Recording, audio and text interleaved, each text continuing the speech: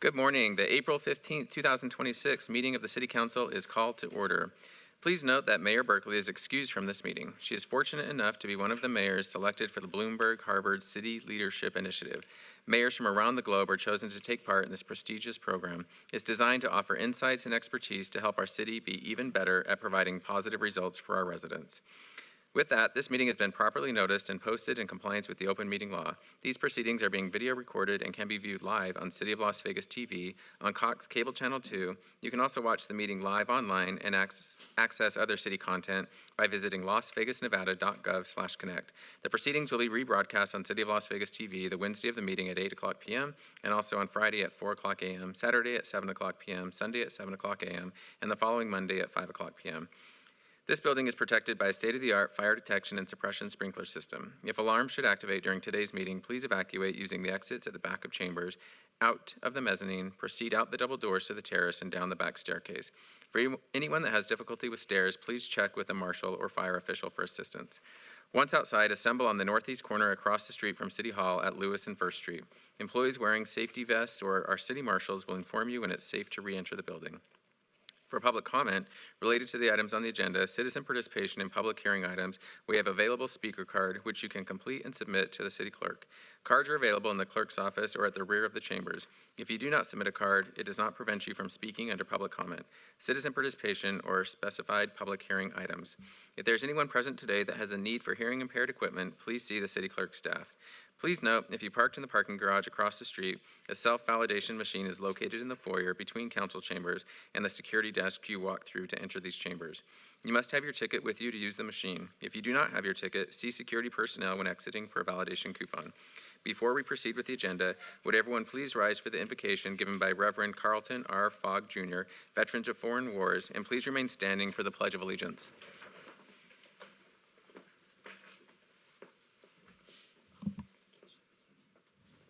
Please join me in prayer. Gracious Father, thank you for bringing us all here today, doing the work for our citizens of this great city. I ask you, every one of these council members and staff, to give them guidance and knowledge to better our great city, to better our people living here. Father, I ask you to please watch over our public safety, our law enforcement, firefighters, paramedics, EMTs. And Father, finally, remember those who cannot be with us, our POWs and MIAs, and those who are serving overseas. I ask this in your gracious name. Amen. Thank you, sir. Would also lead us in the Pledge of Allegiance?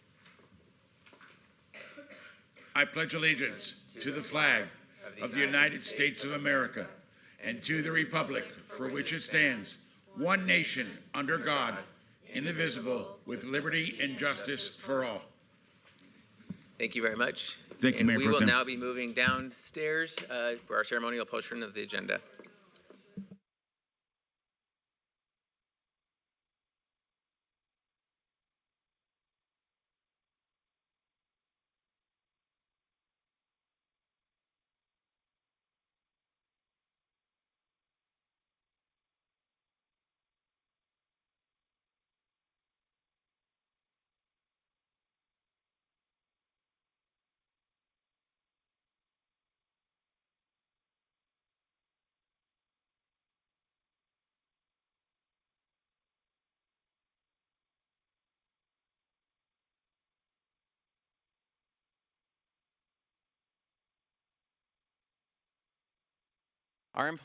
Give a round of applause. Our employees strive to meet our values of being kind, committed, and smart, and they work to build our community to make life better. I am proud to announce that the Employee of the Month is Tim Beasley. Tim, can you join us up here?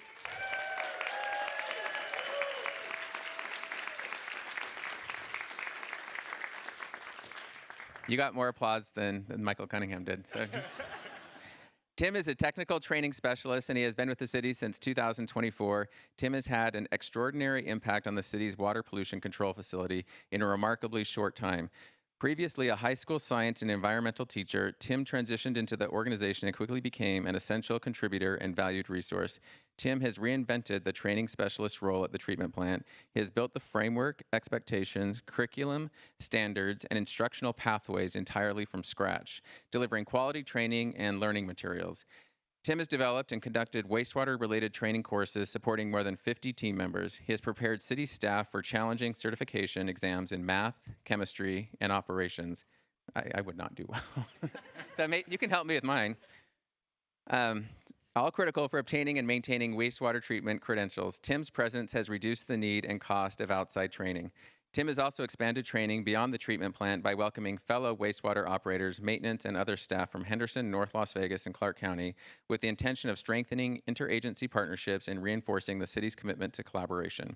Beyond the local wastewater entities, Tim has built relationships with Clark County School District technical academies and with the College of Southern Nevada to assist with future workforce development efforts. Tim, thank you for your initiative, professionalism, and passion for improving our team at the City of Las Vegas. I'm going to give Michael Cunningham a chance to say something, but this sounds super impressive. And if you don't know about the wastewater treatment facility, it's a lot. And there's a lot of you that work out there. What you do, I consider part of our public safety initiative because we can't have a city without what you all do. So thank you to everyone, and you train us all. So thank you very much. And I'll turn it over to Michael. Thank you, Mayor Pro Tem Knutson and Council. It's always super exciting to be a part and see one of our members of our team get recognized for their hard work. So as Mayor Pro Tem mentioned, so Tim came to us. He didn't have a huge wastewater background. He came to us from the school district. What he came to us with was a unique set of skills that is very hard to find. That's the ability to learn what Mayor Pro Tem mentioned is a very technical profession. There's a lot of technical rules and steps involved with these processes. He was able to learn it. He's able to then teach it, which is, if anyone's been in a technical class, it's hit or miss. Sometimes you have a really good teacher. Sometimes you have someone that is not so well at the training piece of it. Tim's exceptional at the training in his short time here. He's already made a huge impact on the team. As you heard, he's also helped some of the other jurisdictions that are taking advantage of some of the training that he has put together. So we're super excited for you, Tim. Congratulations, and look forward to working with you still.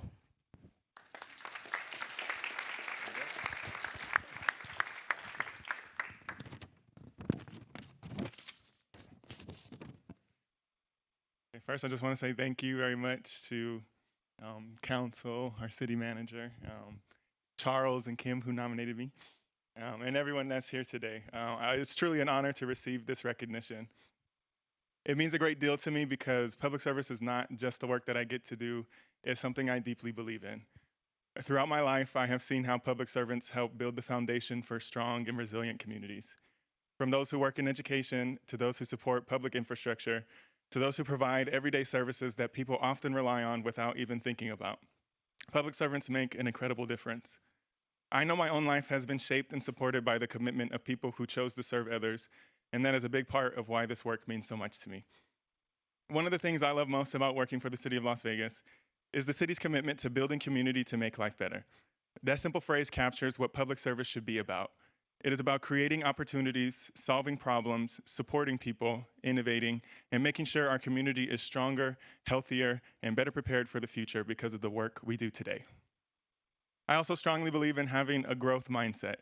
No matter where we are in our lives, our careers, there is always more to learn, new skills to develop, and new ways to contribute. What you already know or are already capable of in this moment is not ultimately what matters most. What matters most is the willingness to learn, the humility to keep growing, and the drive to improve a little each day. That mindset can take you farther than you've ever imagined. I believe growth happens when we are willing to step forward, ask questions, try new things, stay curious, and continue developing ourselves in service of others. That mindset has been instrumental in my own life and continues to shape how I approach my work every day. Education has also played a major role in my life. Learning has opened doors for me, expanded the way I think, and helped me understand how much is possible when people are given the opportunity to try. Because of that, I feel a strong responsibility to help create educational opportunities for others, whether that means sharing knowledge, supporting training and development, or helping people build skills and confidence. I believe education is one of the most powerful ways we can invest in individuals and in our community as a whole. I am very grateful to work alongside so many dedicated people who care deeply about what they do and who show every day what public service looks like in action. Shout out to my incredible team at the Water Pollution Control Facility, who have provided so much support throughout my time with the city. Without them, there's no way I would be up here accepting this award. This recognition is really meaningful to me, and I accept it with a lot of gratitude and a renewed commitment to continue serving, learning, and helping others grow. Thank you very much. Watch the fingerprints. Yeah. Nice job. Yeah, that was incredibly inspirational. Nice job. For the WPCF team, can you stand up? Because literally there is no city without you. So nice job. Okay, and you're going to...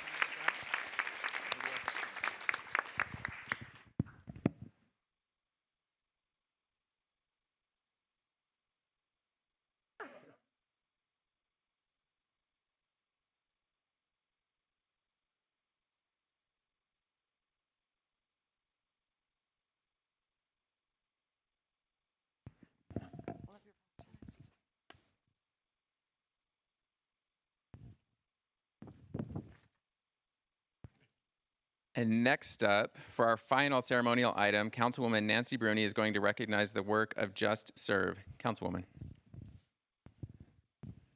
Thank you. Thank you. Good morning, everyone. We don't coordinate our ceremonials, but it's clear that the theme for today really is service. So last year, I honored Just Serve, which is a national web-based platform where the needs of organizations, the volunteer needs of organizations are matched with people in our community who want to help and stay connected. I like to think of it as a match.com for organizations who are serving our community and people who want to volunteer and help. At this time, I would like to invite a couple of people to come up. Elise Norda, who is the Las Vegas Just Serve Director, Ann McDonough, Carrie Burton, and Natalie Levitt, who also play leadership roles in our city with Just Serve.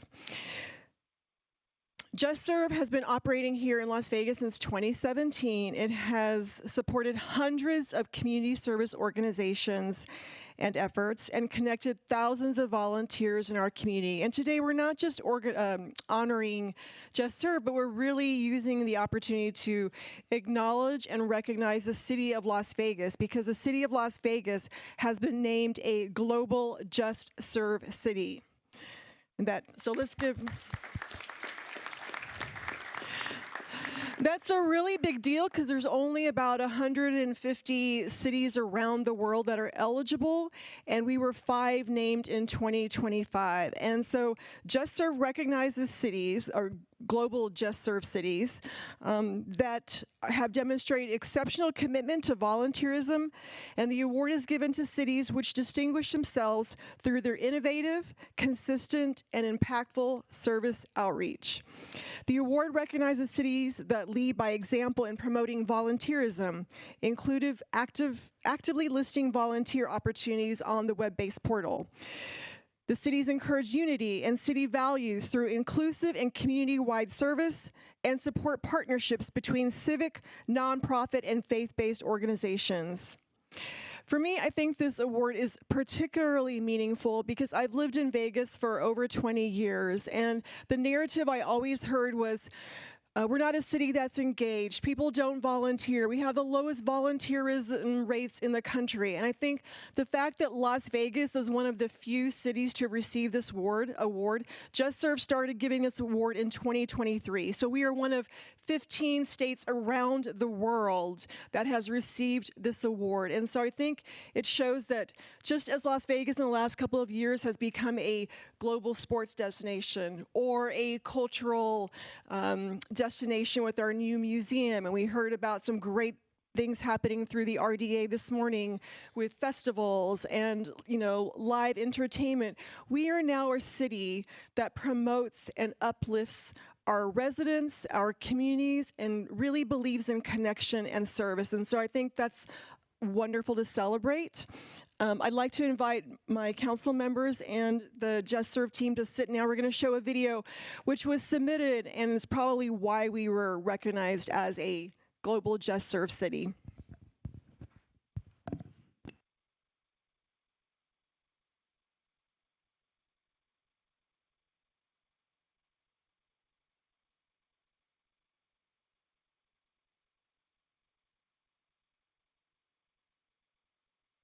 Volunteers are so beneficial to our community, whether it's AmeriCorps members who have served through the city of Las Vegas, or it's volunteers, young, old, any age, all different walks of life. They are the backbone and the lifeblood.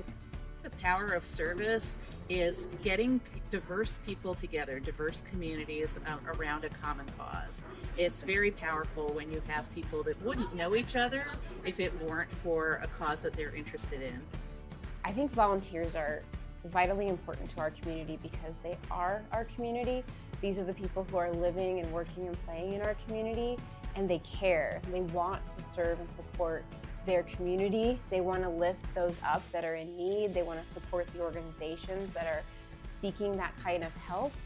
If you don't have an active citizen service base, I think you're missing something, because everybody wants to feel valued and feel that they're part of something so much bigger than themselves. And when people volunteer and become involved in the community, they're going to feel better about it, they're going to care more about it, and they're going to contribute more as citizens, make your community a better place to live. Volunteerism is the heartbeat of any city, especially here in Las Vegas. We need every single volunteer to help us carry the work forward, to uplift our neighbors and our neighborhoods, to mentor our youth, or to distribute food in food deserts. And so it definitely shows that we're compassionate, that we're caring, and that we want what's best for everyone in our amazing city. I love the volunteers in our community because they get to know what they love most about themselves. They get to know what's beating in the heart of that community, and they get to know each other. That makes for a vibrant, healthy neighborhood, makes for a vibrant, healthy city of Las Vegas.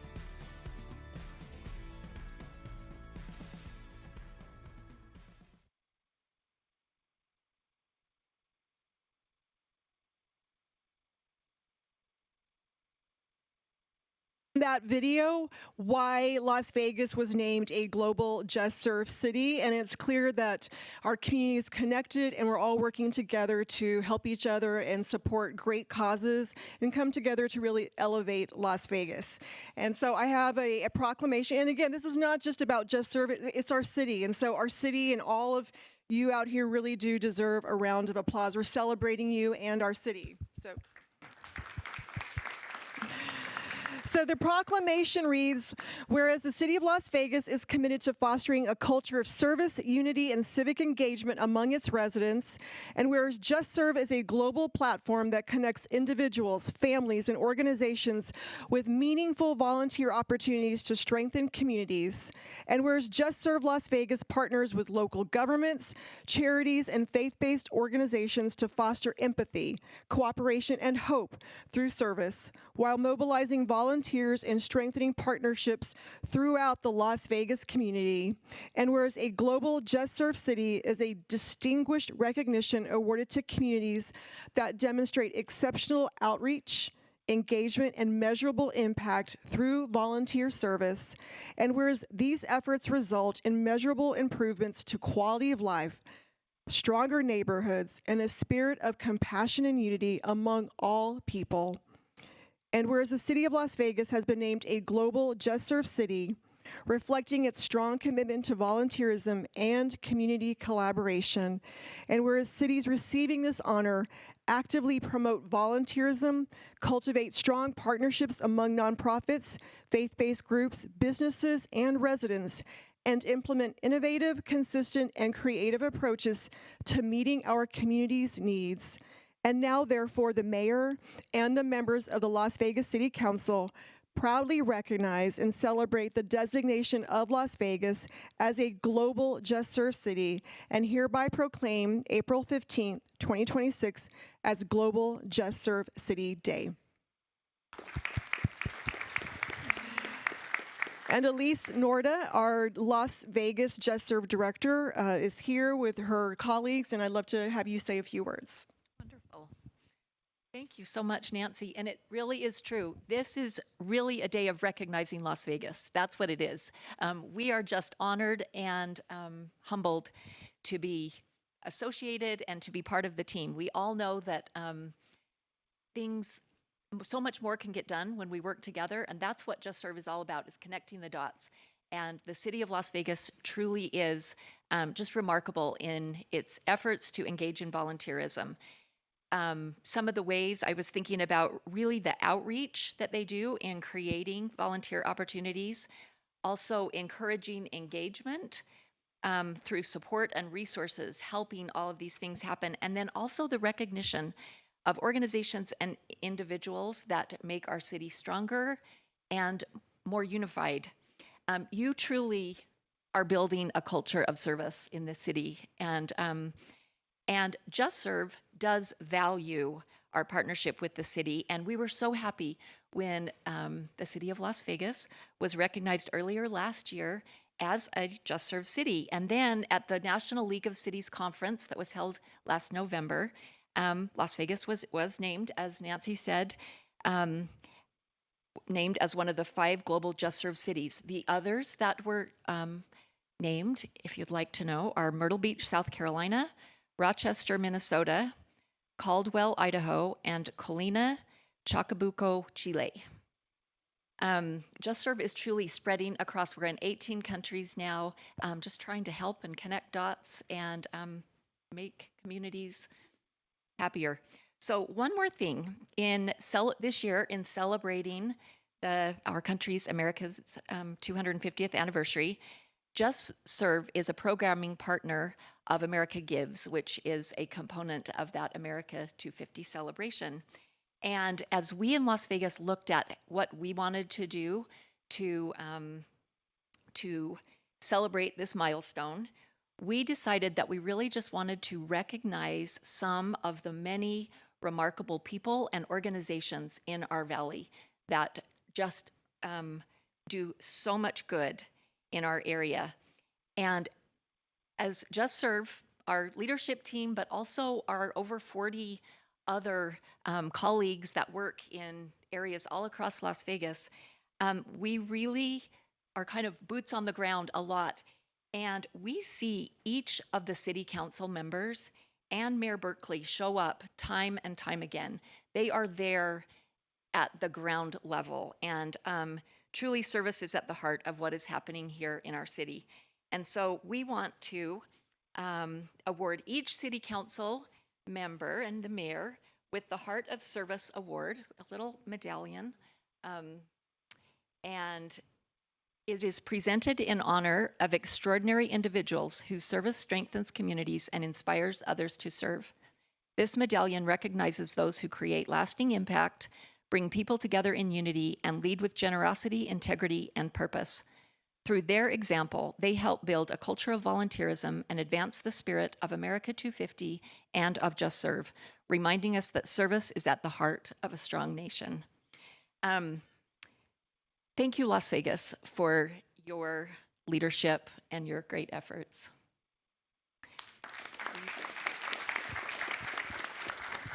We'll take a picture.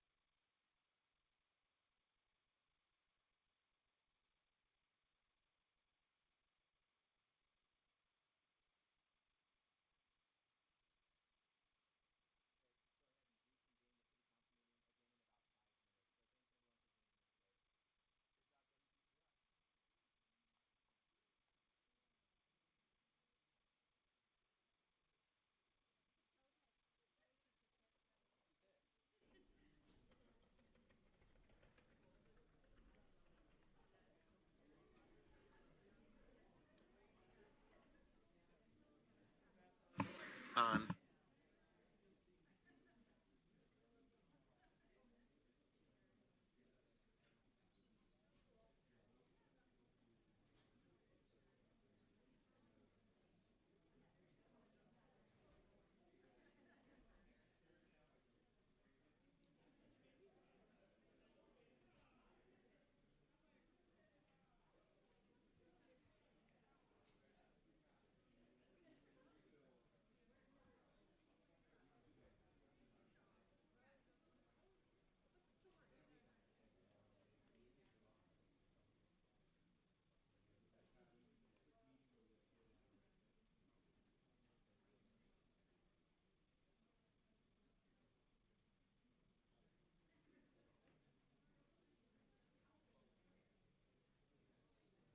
Chandra Summers Armstrong has joined.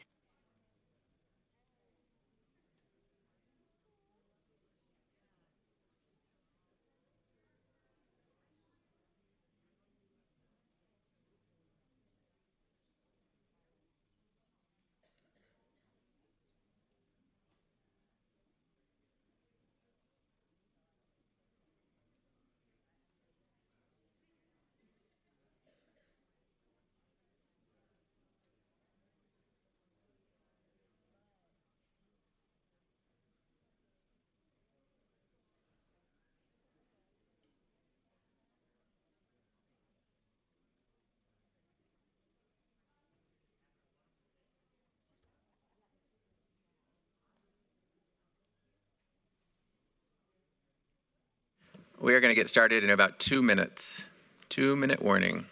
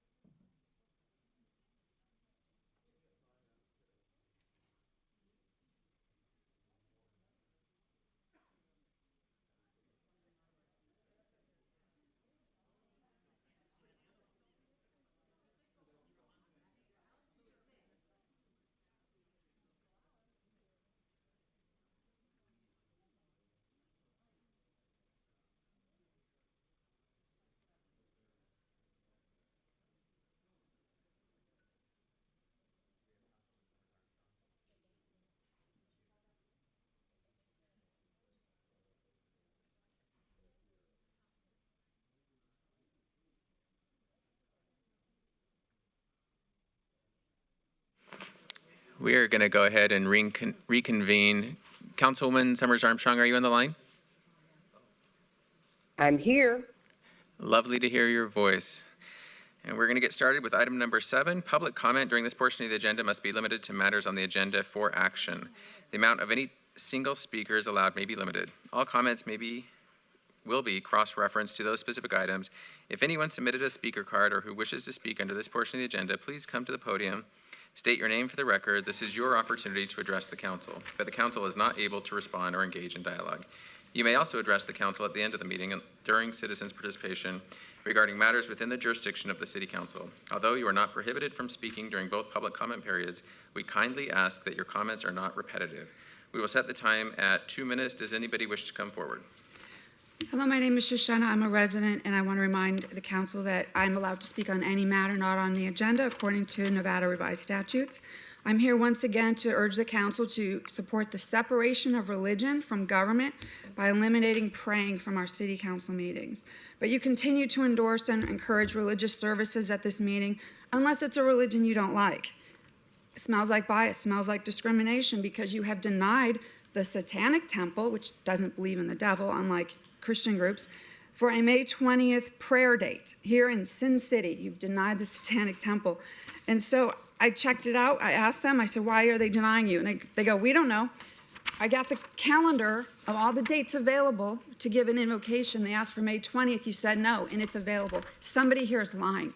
Somebody should be held accountable for that. You got to stop the lying. And it's ironic because according to your Bible here, which I've read, and it's absolutely gruesome, you created a Satan. Satanic Temple doesn't even believe in a Satan. And the kill count in the Bible, ironically, because your God ordered the children of Job to be murdered because God wanted them to prove his love for God. He asked Satan, oh yeah, go ahead and kill his 10 kids. And so, okay, Satan does it. But the crazy part is too, your God in this Bible, and I've read it many times, has killed millions and millions of people. Children, drowning, torturing, enslaving, mauling, capturing men, women, children, and of course the virgin girls that your God is so obsessed with, which is so perverted and sickening. Yet the Satanic Temple is ironically against all the evil that's in this book. They are not the bad guy. And again, I really encourage you to support the separation of religion from these meetings and stop hosting religious services at our government meetings. Thank you.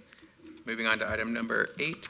For possible action, any items from the 9:30 a.m. session that council, staff, and/or the applicant wish to be stricken, labeled, withdrawn, or held in abeyance to a future meeting may be brought forward and acted upon at this time. Councilwoman Diaz?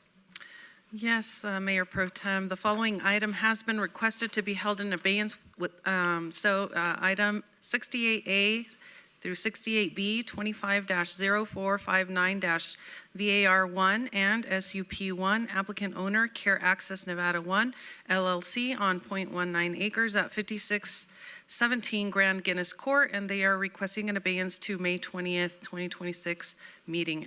The request is by the applicant. There's a motion. Please vote. Aye. And post. And that item passes. On agenda item number 9, for possible action to approve the final minutes by reference of the March 18th, 2026 regular city council meeting. Councilwoman Diaz, may I have a motion? Yes, move to approve those final meetings for March 18th, 2026. There's a motion. Please vote. Aye. And item number 10 is being trailed to be heard after the closed session later in the afternoon. Moving on to item number 11. Items number 11 through 46 are on the consent agenda, are considered to be routine, are recommended for approval by the departments, and may be enacted in one motion. Are there any items the council wishes to bring forward? Seeing none, Councilwoman Diaz, may I have a motion for the consent agenda for items 11 through 46? Move to approve. There's a motion. Please vote. And Aye. thank you. And post.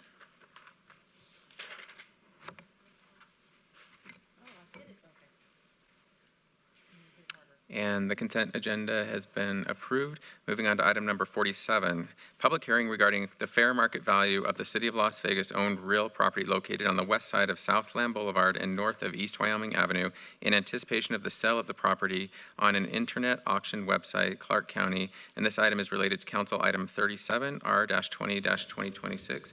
This is a public hearing which I now declare open. Ms. Boyce. Teresa Boyce, Real Estate Manager, and I'm here to take any comments. Any comments from the board? Seeing none. Is there one? Sorry. I just want, because I think it's important the public know that this is not the one. Hold on. Can you just tell us, okay, just clarify what this means for us to have it on the agenda and what we're about to vote on. What you're voting on is the value that the appraiser gave for the property, so that you approve the value. This is a public hearing, so people can speak out if they don't think the value is appropriate. And just to augment that a little bit, I would hesitate to add anything to Manager Boyce, but it is a public hearing item, no action, and then the reason for the public hearing is to allow the city to only have, and I say only, but to have one appraisal on the property rather than needing to go and buy two appraisals. Thank you very much. Anybody else want to comment? Hearing and seeing none. Thank you very much, Ms. Boyce. Moving on to item number 48, public hearing regarding the fair market value of the City of Las Vegas owned real property located on the west side of Oso Blanco Road and north of TP Lane in anticipation of the sale of property on an internet auction website. This is in Ward 6 with Councilwoman Bruni, and this item is related to Council Item 38. This is a public hearing which I now declare open. Ms. Boyce. Trees Boyce Real Estate Manager. Open for comments. Is there any questions or comments from the board? Hearing and seeing none, is there anybody from the public that would like to comment? And not hearing any, this is a public hearing. No action is required. Thank you, Ms. Boyce. Thanks.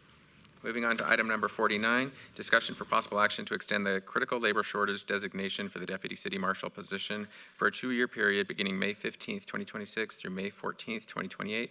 This impacts all wards. And Chief Potts and Ms. Brown. Good morning, Honorable Mayor Pro Tem and Honorable City Council. For the record, Jason Potts, Chief Director, Department of Public Safety. I'm here with Ms. Sue Brown, Director of Human Resources, to discuss a possible action to extend the designation of the position of Deputy City Marshal as a critical labor shortage position for a 2-year period. If you all remember, about 2 years ago, this was an extension where we have since selected 4 retirees, 3 Deputy City Marshals and 1 Las Vegas Metro Police Officer to fill critical gaps. And they presently work with our Marshall Civic Unit. And so with that, I'll pass along to Ms. Brown for more information about the program.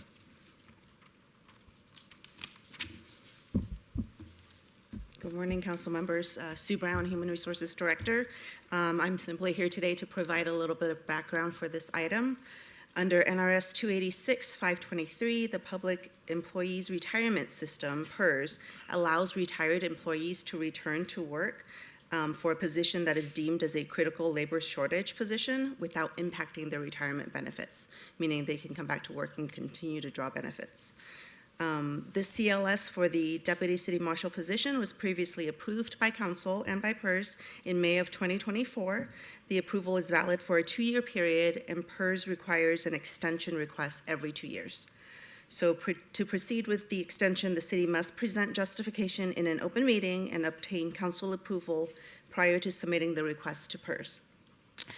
We have completed the forms that are required by PERS, and it's been submitted as backup documentation to this agenda item. And with your approval, we will complete the process and submit the request to PERS. Thank you. Thank you very much. And this is, I think, the 3rd time we've done this for marshals, I believe. For marshal. So this is the first extension for the Deputy City Marshal, and then Municipal Court Marshal, we've done it twice. Okay. And I've seen several of the folks who have, I don't know, taken advantage, or we've been able to recruit back to the city in and around City Hall. They're doing a fantastic job. So it seems to be an effective tool for right now. So I appreciate the presentation. Is there any questions or comments from the council? MPT, just a comment that we have heard from law enforcement entities that it is hard in these days to actually fill positions, and having folks that have the experience and the background in law enforcement that want to continue to provide this service, I think, is critical. And so I just don't want people to think that we're using people who have retired to fill these positions, but they're hard to fill positions because folks right now aren't feeling an appetite to apply or don't want to serve in this capacity. And so we as a city have to ensure that we have let's just say the background and the quality of public servants, and especially in public safety. I'm sorry, I'm getting all these PS words, background mixed up in my head, but it's the allergy season, so sorry. Would you like to make a motion? I'll move to approve. There's a motion. Please vote. Aye. And post. And that item passes. Thank you both very much. Thank you. Moving on to item number 50, boards and commissions, discussion for possible action regarding the appointment of nominee Brianna Anderson to the Arts Commission as one of the mayor's designees. The mayor is entitled to appoint 3 representatives to the board. Heather Bednarczyk was appointed as the mayor's designee in 2022, and her term is expiring. Ms. Anderson is eligible for appointment and wishes to serve. And on behalf of the mayor, I move to approve the appointment.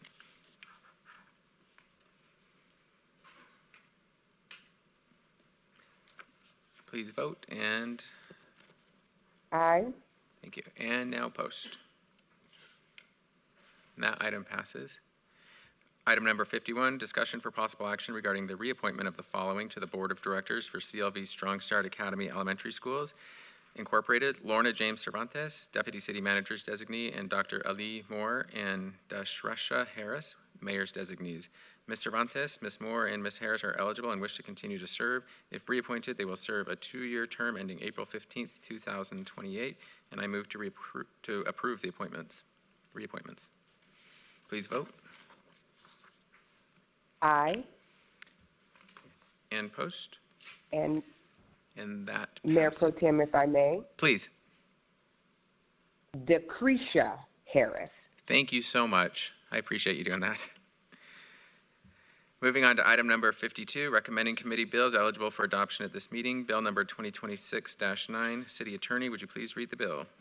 Jeff Dorkek, City Attorney, with your indulgence, MPT. I'm going to turn it over this morning to our all-star extern for the spring semester, Alex Stevens, a 3L at UNLV Boyd School of Law, also a member of their Law Journal, and one of our first Eagle Scouts in the office in a minute. So, Alex, will you go ahead and read the bill up for vote, number 52? Bill number 2026-9, an ordinance to update the description of Ward 4 boundaries to reflect an additional precinct number added to Ward 4 by the Clark County Election Department and to provide for other related matters. Very well done, and I move to approve.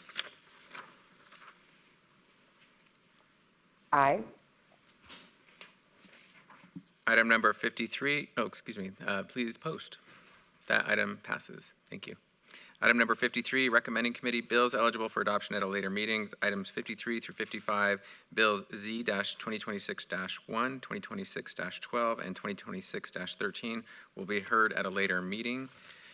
New bills, item number 56, items 56 through 59, bills number 2026-14, 2026-15, 2026-16, and 2026-17 will be heard at the recommending committee meeting on Monday, May 4th, 2026. City Attorney, would you read the new bills? Bill number 2026-14, an ordinance concerning the City of Las Vegas, Nevada, Special Improvement District number 1485, Alta Drive, landscape maintenance for fiscal year 2027, providing for the payment of the costs and expenses of maintaining street beautification improvements, assessing the cost of maintenance against accessible lots, tracts, and parcels of land benefited by said maintenance, ratifying, approving, and confirming all action previously taken, prescribing details in connection therewith.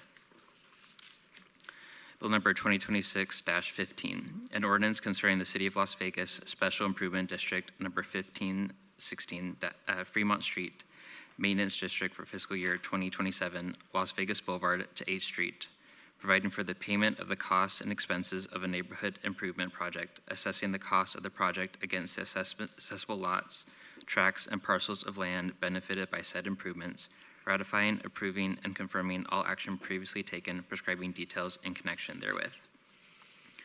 Bill number 2026-16, an ordinance to authorize multifamily and mixed-use development that includes a residential component as a conditional use on property zoned for commercial use in accordance with state law. Bill number 2026-17, an ordinance to amend Las Vegas Municipal Code 19.17 and Las Vegas Municipal Code 19.18 to revise the term affordable housing to attainable housing, update attainable housing tier descriptions in accordance with state law, revise criteria related to attainable housing bonuses and incentives, and provide for other related matters. Great job. And new bills 2026-14, 15, 16, and 17 are assigned to the May 4th, 2026 recommending committee. Members, Councilman Knutson, Councilwomen Polensky and Diaz, if so designated, are able to attend, the clerk's office will coordinate finding substitutes as necessary at the mayor's direction. Thank you. Item 60 is being heard after item 74. Moving on to our consent agenda, item number 61. Items 61 and 62 are on the consent agenda, but I understand staff would like to pull item 61 for discussion. The remaining item 62 is considered to be routine and is recommended for approval by the Department of Community Development.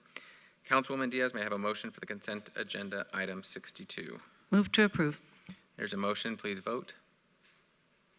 Aye. And post. And that item passes. Item 61, 25-0583 EOT1, abeyance item, third extension of time, special use permit, SUP 77386, applicant owner is Pacific Classic LLC for possible action on a land use entitlement project request for a proposed 5,175 square foot beer wine cooler off-sale establishment use at the northwest corner of Iron Mountain Road and Sky Village Road. C1, Limited Commercial Zone, Ward 6, Councilwoman Bruni. Staff recommends denial. Is the applicant present? Yes, good morning. Liz Olson, 1980 Festival Plaza Drive, here on behalf of the applicant, Kevin and Jake Kentop. Thank you for allowing us to be here this morning on this. As you mentioned, this is a request for an extension of time. If I could have the monitor. Thank you so much. So this is a previously approved site over off of Iron Mountain near the Sky Canyon area. Unfortunately, our SDR has expired due to one of our anchor tenants falling out. We are now in the final discussions with a different anchor tenant, a Class A company. It's going to be great if we're able to close that up with them shortly. But with that, we would like to keep our use permit active on the C-store on the bottom of the development. We're happy to reduce the time for this extension to 1 year to allow us to submit for that new SDR if the board would like to see the 1 year instead of the 2. But otherwise, I'm happy to answer any questions and appreciate the time. Thank you, Ms. Olson. May I have a staff report, please? Thank you, Mayor Pro Tem. The applicant has requested and has previously requested an abeyance from the February 4th City Council meeting to submit a new site development review to retain this special use permit. No such submittal has occurred. Since the approval in 21, there have been several changes both to the overall shopping center and convenience store development. The applicant cites that currently there's a lack of anchor tenant for the center and rising finance costs as a reason for delaying the completion of the convenience store and issuance of that license for the off sale of beer, wine, and coolers. The site development review that included the convenience store did, as expressed, was expired on June 2nd of 2023, more than 2 years ago, with the accompanying vacation of excess public right-of-way. As the approval of the beer and wine special use permit was tied to the site development plan review for the convenience store through conditions of approval, it is recommended that a new special use permit be obtained at the time entitlements are requested for the new special site development plan review. Staff therefore recommends denial of this third request of an extension of time. Thank you. Thank you very much, Mr. Lowenstein. Are there any questions or comments from the council? And Councilwoman Bruni? Thank you, Mayor Pro Tem.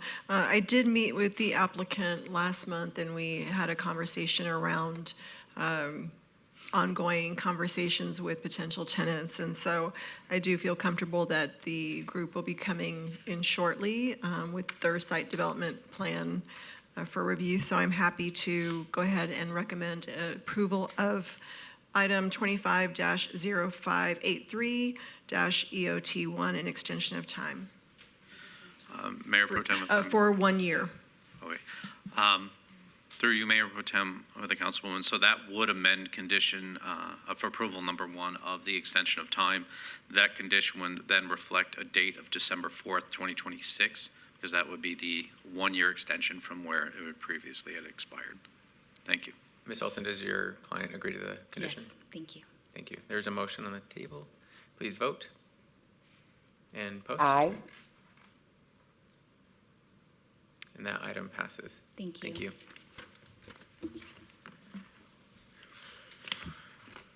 Item number 63 through 67 appear on the one motion, one vote agenda and may be considered in one motion, one vote as they are routine items with no condition changes. Any person representing an application or a member of the public or member of the council not in agreement with the conditions and all standard conditions for the applications recommended by staff should request to have that item removed from this portion of the agenda. Item 63, 25-0555 SUP1, abeyance item, applicant Mustafa Rabaj, owner VMC Properties LLC, and a land use entitlement project request for a proposed massage establishment use with waivers of distance separation requirements from a church, house of worship, school, city park, individual child care center, licensed for more than 12 children, and a massage establishment at 2441 Tech Center Court, Suite 109, CPB. This is Zone Ward 1 with my Councilman Knudsen. 25-0554 SUP1, applicant owner is FBGM Investments LLC on a land use entitlement project request for a proposed alcohol on-premise full use with waivers of distance separation requirements from a church, house of worship, and school, and Appendix F interim downtown Las Vegas development standards for parking Area 2 at 401 South 6th Street, C1, limited commercial zone, Ward 3 with Councilwoman Diaz.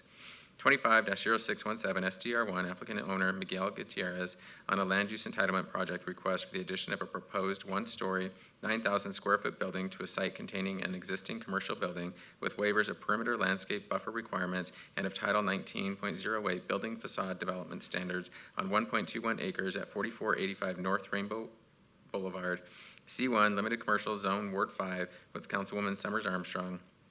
26-0022, applicant is Extra Space Storage, owner is SONV 9770 West Cheyenne Avenue, LLC, of the following land use entitlement project requests on 4.22 acres at 9770 West Cheyenne Avenue, C1, limited commercial zone, Ward 4, with Councilwoman Alan Polensky.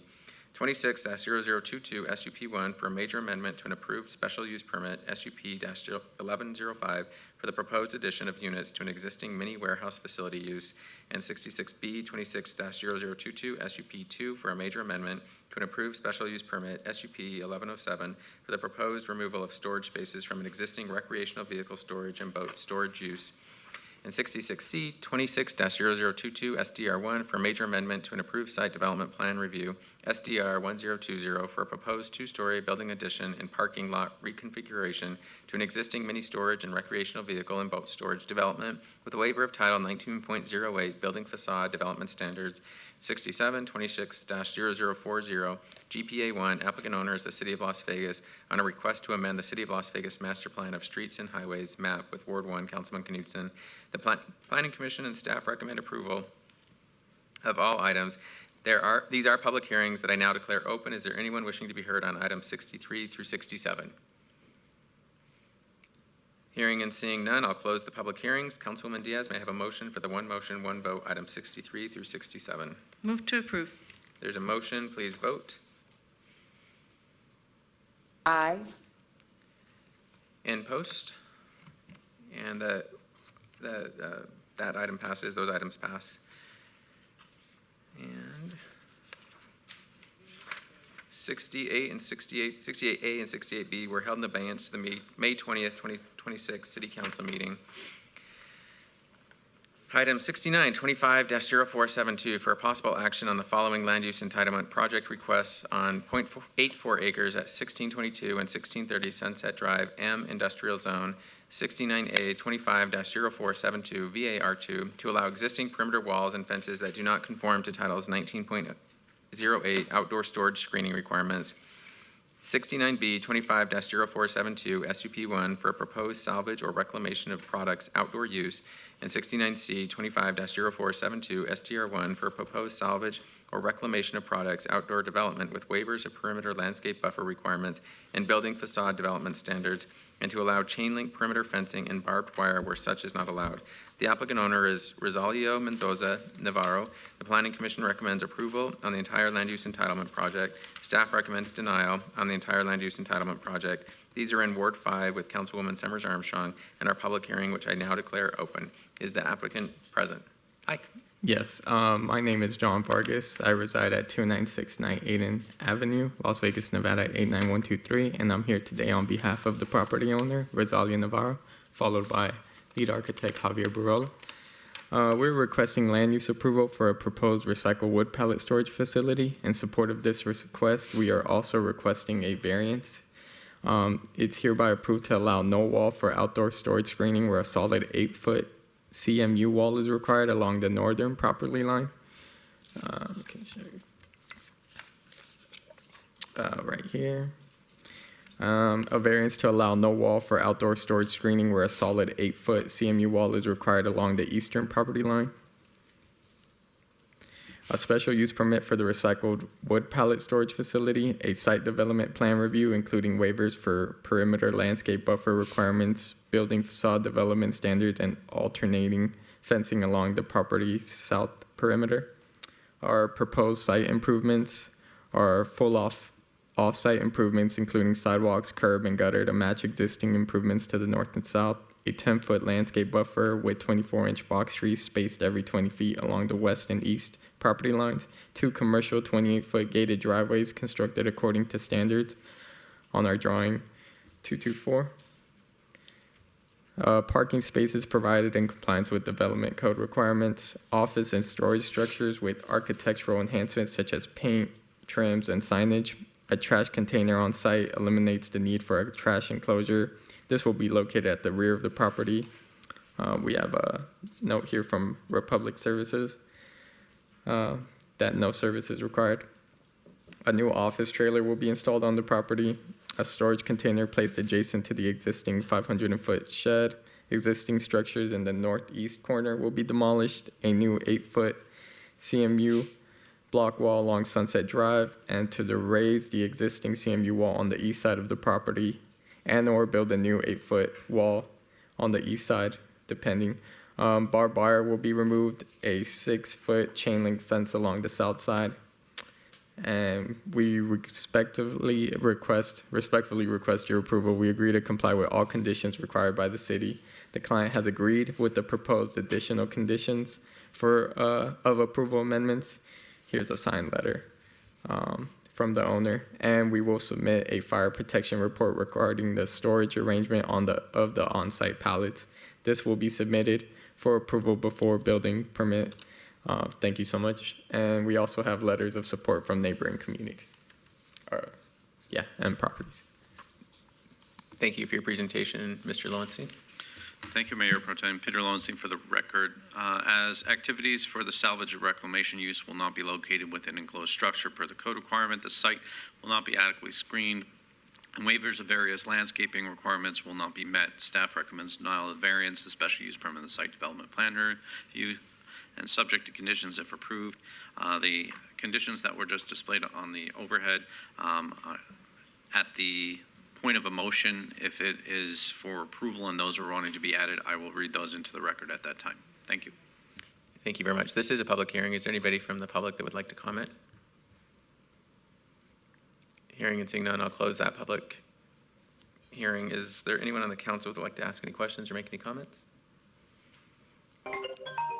Not seeing any. Councilwoman Summers Armstrong? This is Councilwoman Summers Armstrong, yes, hi. I'm trying to turn off this phone. Okay, sorry about that. I did have a question just about something that was said by the applicant, which was that they have a letter from Republic Services that doesn't require them to have service at this location. Could you please further explain?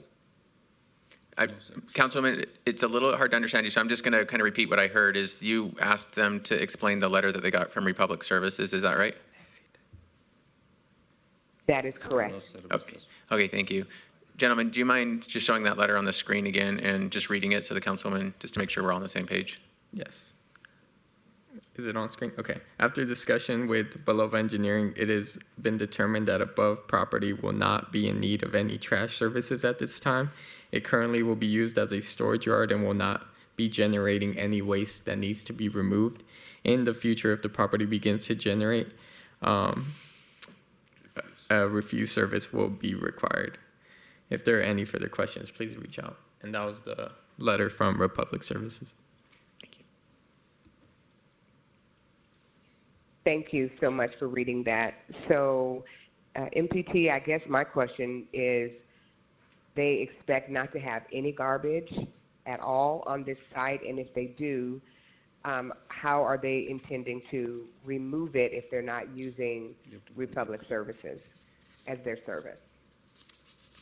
They will have containers, storage containers, that will be implemented on the east side of the property, if there is any. But it is a collect, sort, store, and resell wood pallets business, so that's mainly what it's going to be.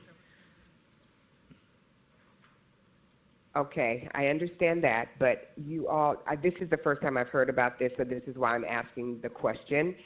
You're going to have a small office building on site, is that correct? Yes. It is hard for me to believe that you will at least not have some business garbage coming out of that office, and so I would just be concerned about not being able to have Republic at least pick up the small amount of refuse that will be generated by the office. And so how are they planning to dispose of just standard office garbage? They can take it daily, or they can put it on the trash containers needed.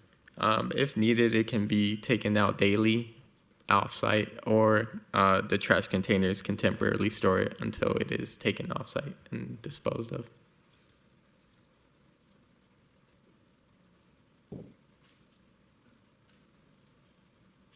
Okay.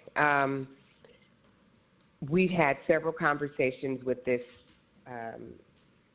applicant and their representative. They had another representative come to our office to talk to us about their business and what they want to do.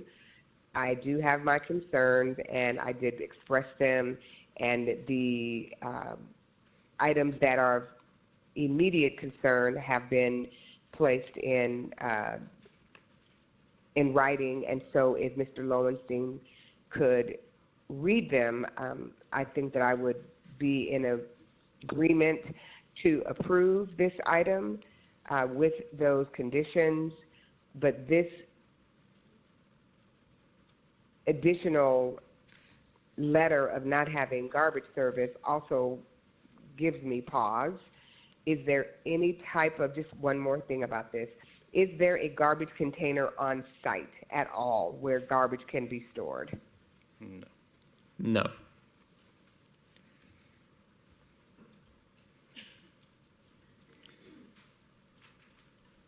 No, there isn't.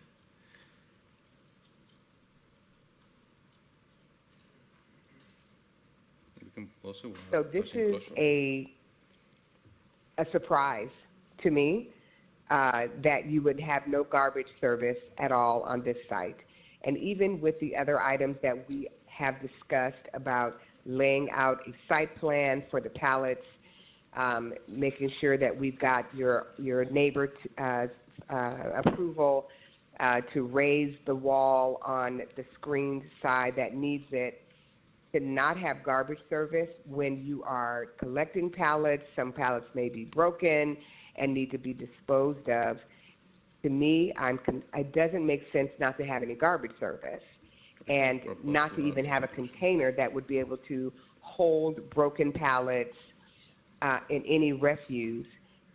Doesn't make sense to me, and I'm just frustrated because this is a new hold up or a new glitch in our discussions, which were never ever mentioned before.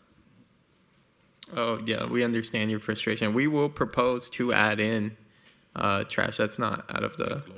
An enclosure for trash. That's not something we are stuck on. But we're open to. Yeah, we're very open to adding that in.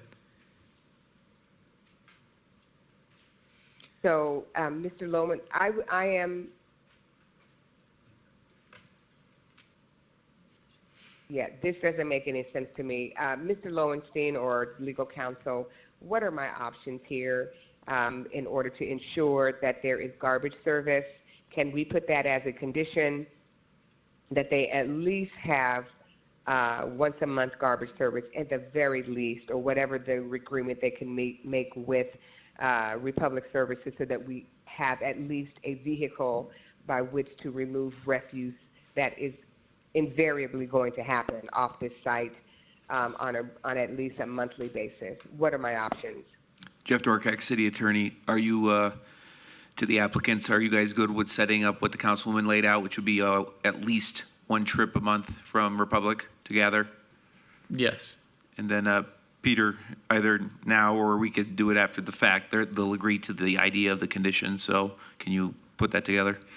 Through you, Mayor Pro Tem, I would probably suggest just Republic Services provide curbside pickup, and that's the regular schedule for that neighborhood. Whatever that is, it's every week. And then it's a small rolling bin that you put out and then take back in versus a full trash enclosure, which would impact the site design. I can wordsmith something for that, and whenever needed, I can read the other conditions of approval that are amendments or additions that are needed. Are the applicants comfortable with the concept he laid out on the curbside? Yes. All right, then he doesn't have to necessarily get the language today, so we're not holding it up, but he can read the other one in, and we'll have you accept both. All right, so in totality, I'll read all the existing proposed conditions of approval and what applications they will impact. And then on top of that, we're talking that the applicant shall secure curbside trash pickup from Republic Services. So from the top, amend condition of approval number 1 of 25-0472-VAR2 to read as follows. A variance is hereby approved to allow no wall for outdoor storage screening where a solid 8-foot CMU wall is required along the north property line. Add a new condition of approval to 25-0472-VAR2. A variance is hereby denied to allow no wall for outdoor storage screening where a solid 8-foot CMU wall is required along the east property line. Add a new condition of approval to 25-0472-SDR1 that reads, if agreed upon with the adjacent property owners, the eastern perimeter wall shall be raised to 8 feet in height and if structurally sound and permissible. If not applicable, an 8-foot wall shall be constructed on the subject site in conformance with Title 1908 wall standards, including wall separation requirements. This condition of approval shall be met prior to the issuance of a permanent business license for the subject site. Additionally, amend condition of approval number 19 of 25-0472-SDR1 to include the following sentence. This report shall include a maximum height of pallet stacking and a means of visual inspection for conformance to the height restrictions from the roadway, i.e. the placement of poles with height markers adjacent to the pallet rows. And that would be the additional and amended conditions. And then the insistence upon the councilwoman that there's weekly trash pickup along with the regular schedule of the rest of the neighborhood. It would be the curbside pickup provisions by Republic Services, which is weekly. Do you agree to all those conditions? Yes, we are in full agreement and prepared to comply with all the requirements. Councilwoman? Thank you, MPT. With these conditions met, I move for approval. And that's approval of A, B, and C? Yes, thank you. Okay, so, Mayor Pro Tem, so that's with all the amended and added conditions as stated in the record, and the specific to the trash pickup, curbside pickup, that would be on the site development review, so that would be on C. Okay. So we, Councilwoman, just to reiterate, so it's approval of ABC with the amended conditions, and then the addition of the regular curbside pickup on letters 69C. Yes, that is correct. I just want to ask Mr. Lowenstein one additional thing. If they have to have a medium-sized can or receptacle for trash through Republic Services, then what happens to the site design? Because now they may not be able to use a small container. They may have to use a commercial-sized container. How will that affect the site design? Through you, Mayor Pro Tem. So if they're moving from a rolling curb into a rolling dumpster, then the code provisions would require them to, not store that in the right way and that be stored on site. And our typical provisions are for a trash enclosure in which the dumpster to be placed. So at that point, as long as the trash enclosure is not encroaching into any required setback areas and meets the development standards in Title 19, I believe we can handle that administratively in the future. I appreciate that. And this would also mean that they could not alter any of the conditions that we have put in place for a fire inspector and poles that require a height designation. Those things don't go away. Is that correct? Through you, Mayor Pro Tem, yes, that's correct. All the other conditions apply and would not be impacted by the addition of the trash enclosure. Thank you so much. So, Councilwoman, after that conversation, your motion is to move to approve with everything that Peter just stated, 69A through C. Is that correct? That is correct. There's a motion. Please vote. Aye. And Post?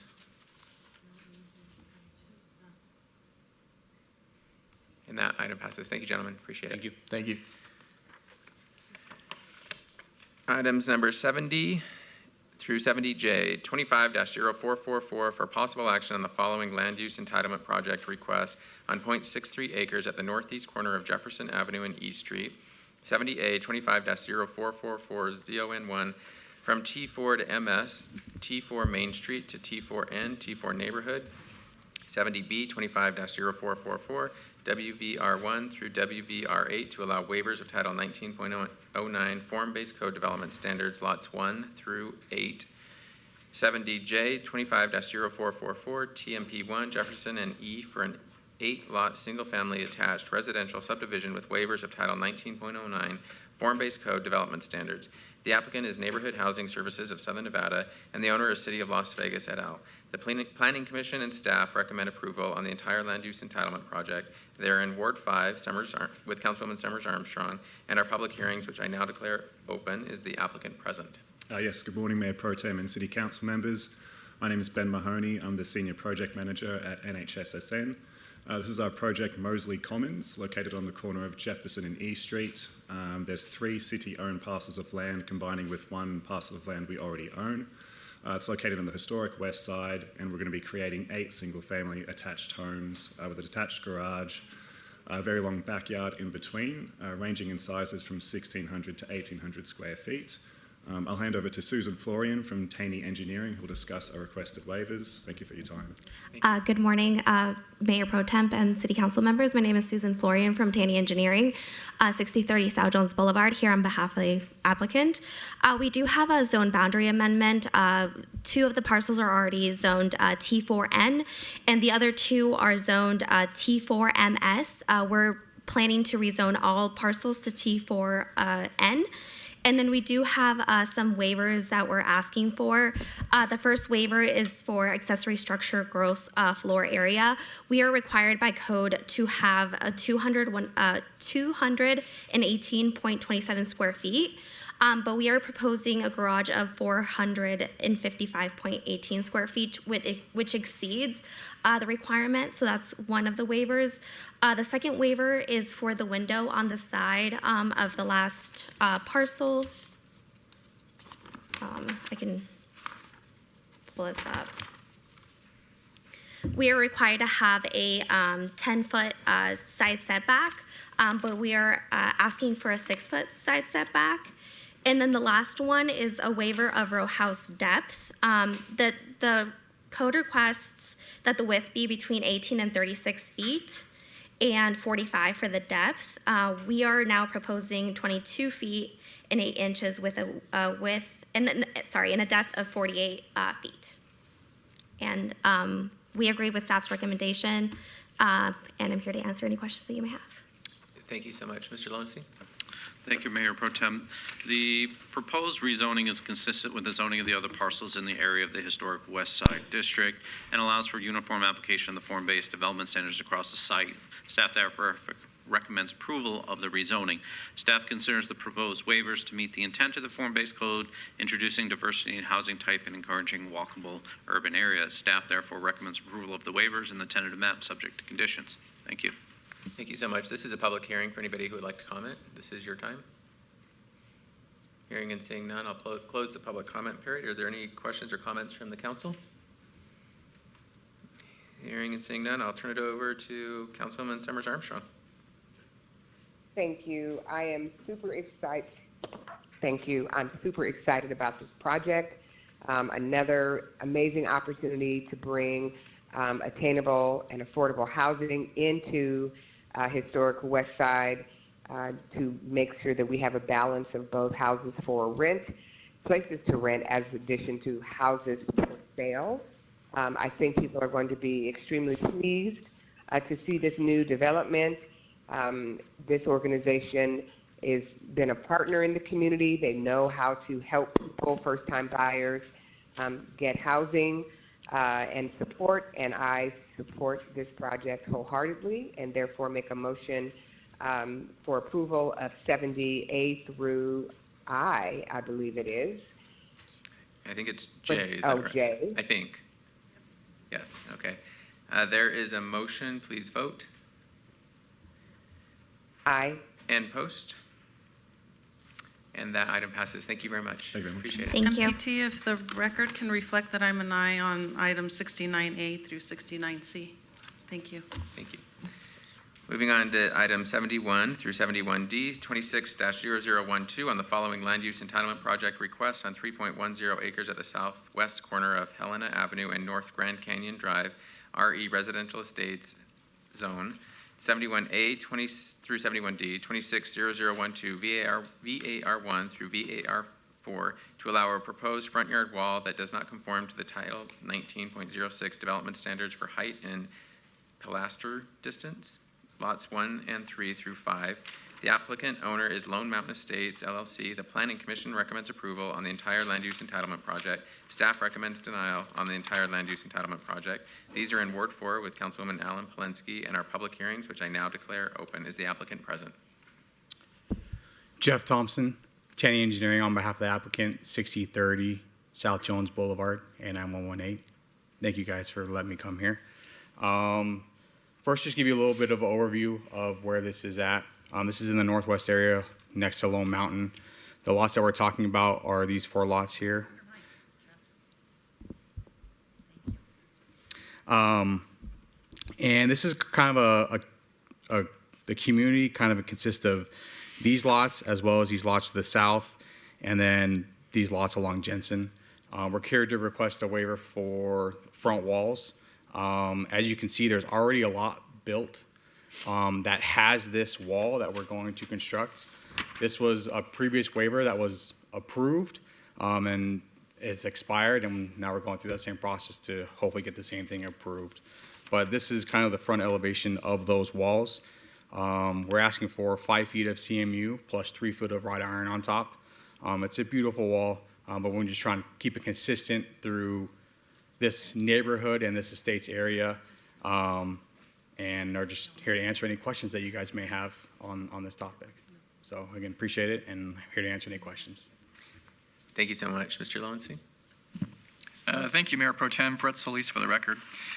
No evidence of unique or extraordinary circumstance has been presented as the applicant has created a self-imposed hardship by proposing walls and gates that exceed the maximum height allowed and pilasters spaced further apart than the maximum allowed. In the absence of any hardships imposed by the site's physical characteristics, it is determined that the applicant's hardship is preferential in nature, and staff is recommending denial of the request. Thank you. Thank you, Mr. Solis. This is a public hearing for anybody who would like to comment. Now is your time. Hearing and seeing none, I'll close the public comment period. Are there any questions or comments from the council? Seeing none, I will turn it over to Councilwoman Alan Polensky. Thank you, Mr. Mayor Pro Tem. Thanks, Jeff, for taking me along this ride with you and for meeting with me multiple times over this matter. Just one question. I try to be thorough, read everything. Yeah. There are 6 postcards that were returned in support of the project. Do you know who a Sam and Gert Feldman, you know who they are, LLC? I do It's just not. odd that they so vociferously 6 times over sent support postcards from the same LLC, so they must own. What was the land. LLC again? Sam, S-A-M, and Gert, G-E-R-T, Feldman. I do not know who that is, no. Well, they're very much in support of it, as am I. Definitely having continuity there and a sense of space is going to be beautiful. And we look forward to those homes that land selling and we get homes sometime soon. Yes. Because raw dirt doesn't generate any property tax income for us. And with respect to Mr. Solis, of course, and our planners, I'm going to move forward consistent with our Planning Commission's vote to move to approve item number 72. No, 71, A through D. Yeah. I should put these on. There's a motion. Please vote.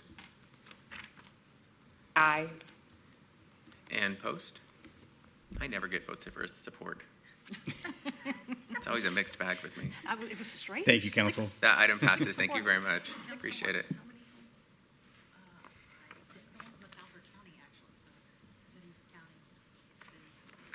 Moving on to item number 72, 26-0020 WVR1 waiver, public hearing. Applicant owner is Howard A. Keys Trust for possible action on a land use entitlement project request to allow a proposed 80-foot tall flagpole where 40 feet is the maximum allowed on 8.30 acres at 6551 Centennial Center Boulevard, TC Town Center Zone, GCTC, General Commercial Town Center Special Land Use Designation, Ward 4, with Councilwoman Alan Polensky.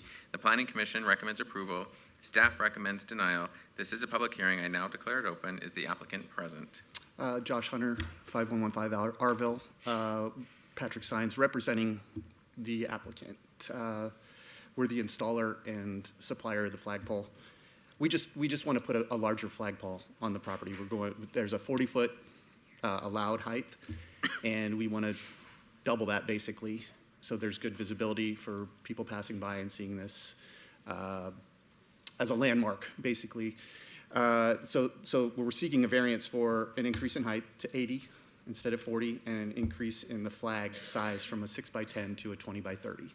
I know there was concern with noise, and I want to hopefully put that concern to rest, because we, as the installer, recommend you take the flag down during these high winds so it won't make the noise, number one, but it also won't damage the flagpole component, so we won't be out there fixing it and doing things. So that would be the first thing. And then we can add that as a condition, is what I was kind of getting at there. So we just are trying to put a pretty flagpole up there and represent America, and that's it. Any questions? This is relatively easy for me to understand. Some things are not. I understand a pole. Okay. Please. Thank you, Mayor Pro Tem Peter Lowenstein. For the record, staff finds no evidence of a unique circumstance has presented it to warrant the proposed flagpole that is inconsistent with the town center development standards. As such, the request is preferential in nature, and staff recommends denial of the waiver. Thank you. Thank you. This is a public hearing. For anybody who would like to comment, now is your time. Hearing and seeing none, are there any questions or comments from the council? Seeing none. Mayor Pro Tem, this is yes, please. Councilwoman Summers Armstrong. Is the installer the owner, and would they have control over ensuring that the flag is taken down in high wind situations? No, we are not the owner. We just can recommend that and put a condition into the application if necessary to tell them to, basically take the flag down during those conditions. Ms. Ellen Polensky, I'll turn it over to you. Thank you, Mr. Chair. I appreciate you, Josh, coming today, and I love the American flag as well. I just want to make clear to my colleagues that we have heard about past applications for oversized American flags going in near residential areas, and that causing a sound element that the neighbors didn't care for. But this is a very dense commercial area, not near a residential area, so that gives me some comfort. And you'd think that the business owner, should they want to extend the life of the actual flag, would take that down, but I don't know that we can mandate or condition that. Mr. Lowenstein, would you be willing to read the condition that you have prepped for us into the record? Sure, through you, Mayor Pro Tem. So, regarding the size of any flag, American or otherwise, being used on this pole, the maximum size flag that can be attached to the flagpole shall be 20 feet by 30 feet. As far as high winds, I can draft something if you'd like. The Weather Service says that's about 40 miles per hour or higher. But this is a discretionary review. Feel free to choose whatever wind speed you want, if any. I think a condition limits the size of the flag is probably ideal if, as Josh, as the applicant, would you agree to that?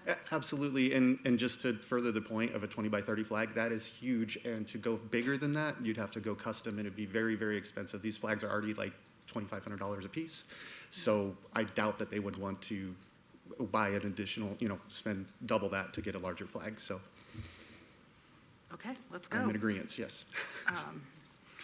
Mr. Pro Tem, I move to approve item number 72 with the condition of size read by Mr. Lowenstein earlier. There's a motion. Please vote. Aye. And post? And that motion passes. Thank you, sir. Thank you so much for your time.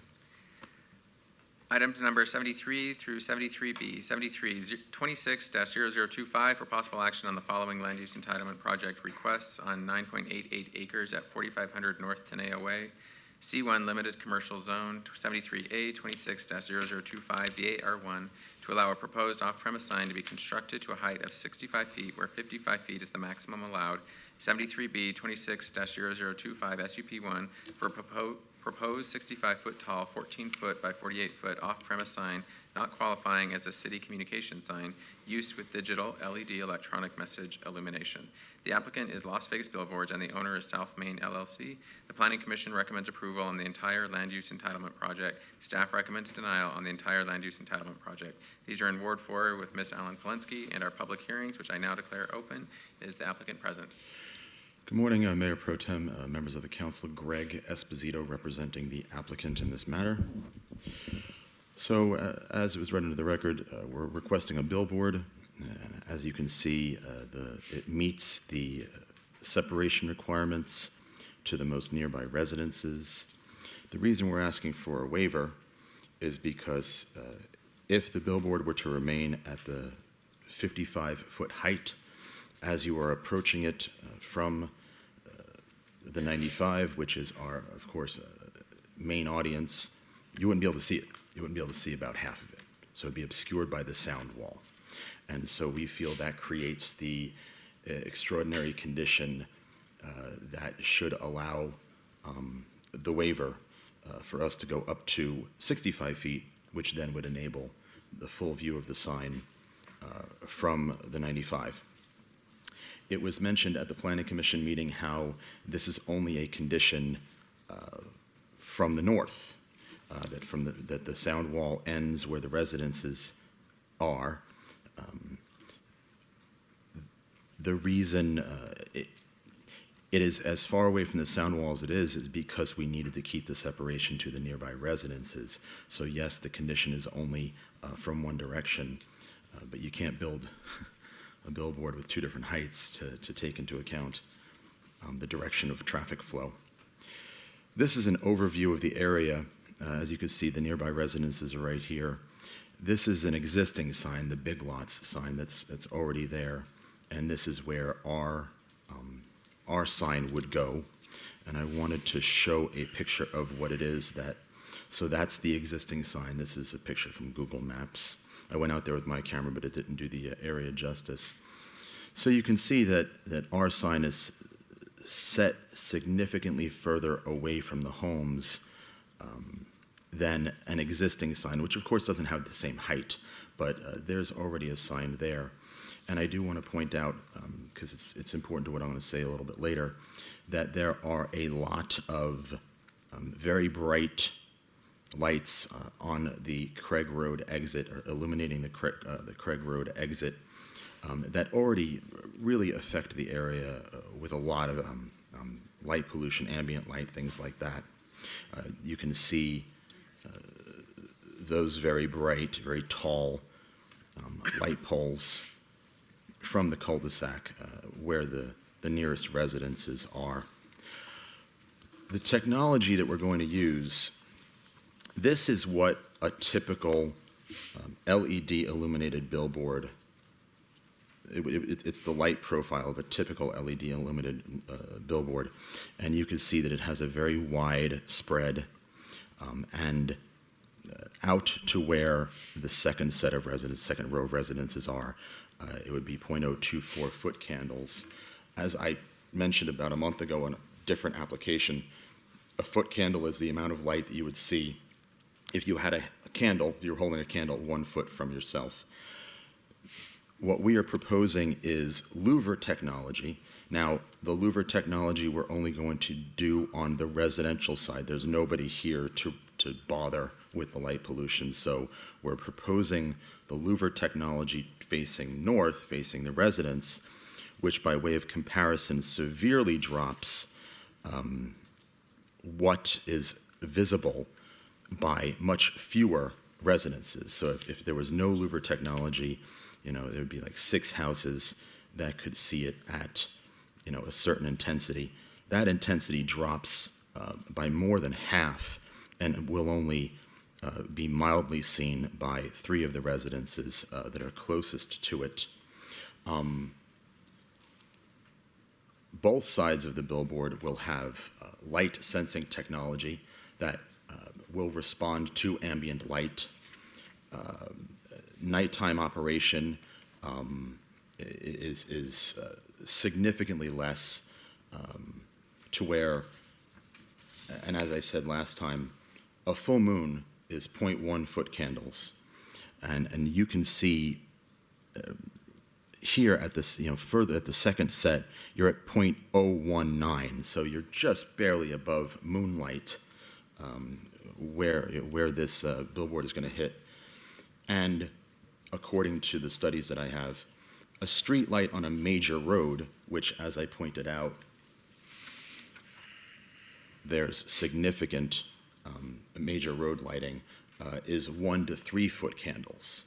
So the area is already flooded with quite a bit of light from the freeway, and our billboard won't add a significant amount of light that will negatively affect the neighbors. We respect staff's recommendation to denial, understand it, but we do feel that the sound wall being there and not being able to see the billboard really reduces its effectiveness to accomplish the goal that it's there for. I appreciate your time, and I'm here to answer any questions you may have. Thank you very much. I'll turn it over to Mr. Lucien. Thank you, Mayor Pro Tem. There is no unique or extraordinary circumstance related to the physical characteristics of the subject property that warrants the requested height variance. As such, the hardship is deemed to be self-imposed, and staff recommends denial of the variance and special use permit. Thank you.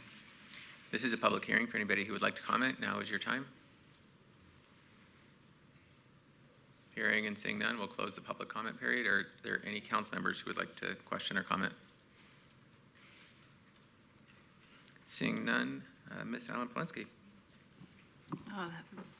Thank you, Mr. Mayor Pro Tem. One question. I know that there was a billboard application here in the past that was approved. Did your client or the person you represent had gone through this process before, or was it another billboard operator? No, same exact company. It's Las Vegas Billboards. They're a local family-owned company. They've been around for a while. It was a month ago. It was in Councilwoman Diaz's district. Same technology, same louver technology. No. I'm talking about in the spot. There was one, I believe, in the past approved. I'm not aware. You're not aware? Oh, okay. Okay. Fair enough. Secondly, did you have a neighborhood meeting on this, or did anyone show up at Planning Commission? No neighbors showed up at Planning Commission. Okay. And I'm being told that no, there was never a previous billboard application at this location by this company. Oh, well, that's just one company. Okay. It may have been another company that I'm not aware of. Yeah, for sure. Through you, Mayor Pro Tem, in 2008, there was an application approved by the City Council for a billboard at this location. Any reason why it wasn't built then? Or we don't have any idea? No. Okay. Not this company. Not this company. Okay. Interesting. Well, I guess I'll have to do some research on my own on that one, but I don't have any objection to it. It has been approved in the past. I appreciate you using the louver technology so that the neighbors have little to no impact. Could you elaborate, just while you're on the record, and I always like to hear this with your company, about your policy not to put anything explicit up? Oh, yes. That's something that Ms. Stewart likes putting onto the record. Yeah, family-owned business definitely doesn't allow adult uses. I'm not exactly sure what that all entails, but definitely no strip clubs, adult entertainment uses, things like that. Family-owned across the valley doesn't need that sort of business. Okay, I appreciate that. Fair enough. Mayor Pro Tem, I'd like to move to approve item number 73, A and B. There's a motion. Please vote. Aye. And post. That item passes. Thank you very much for your time today. Thank you very much. Moving on to item 74, 26-0080 RQR1 required review special use permit. 24-0672 SUP1 applicant owner of 7th Street Properties LLC for possible action on a 6-month required review for a proposed 12,700 square foot alcohol on-premise full use with a 7,650 square foot outdoor patio at 115 North 7th Street, T5 MS, T5 Main Street, Zone Ward 3 with Councilwoman Diaz. Is the applicant here? Yes, we are. My name is Hera Armenian on behalf of the landlord, 7th Street Properties. Our business address is 1013 Whitney Ranch, Henderson, Nevada. And the business location is 115th North 7th Street, as you just mentioned. And we're here for the 6-month review of the SUP. Of course, we support staff's approval and request that the SUP is approved and tenants' continued tenancy is as well. Thank you so much. I'll turn it over to staff. Thank you, Mayor Pro Tem. Since the issuance of the business license on the subject site, the subject has had one code enforcement issue pertaining construction without permit, which has been resolved, along with service requests related to graffiti removal and routine sanitation. No concerns related to noise have been received by the city to date. The business has operated according to its license for the on-premise sale of alcohol beverages without direct incident or violation over the past 6 months, and has shown that the use can be conducted in a manner that is harmonious and compatible with the adjacent commercial and multifamily residential uses. Therefore, staff is recommending approval of the 6-month review. Thank you. This is a public hearing for anybody who would like to comment. Hearing and seeing none, I'll close the public comment period. Are there any questions or comments from council? Councilwoman Diaz, this is yours. Thank you, MPT. Thank you for being before us.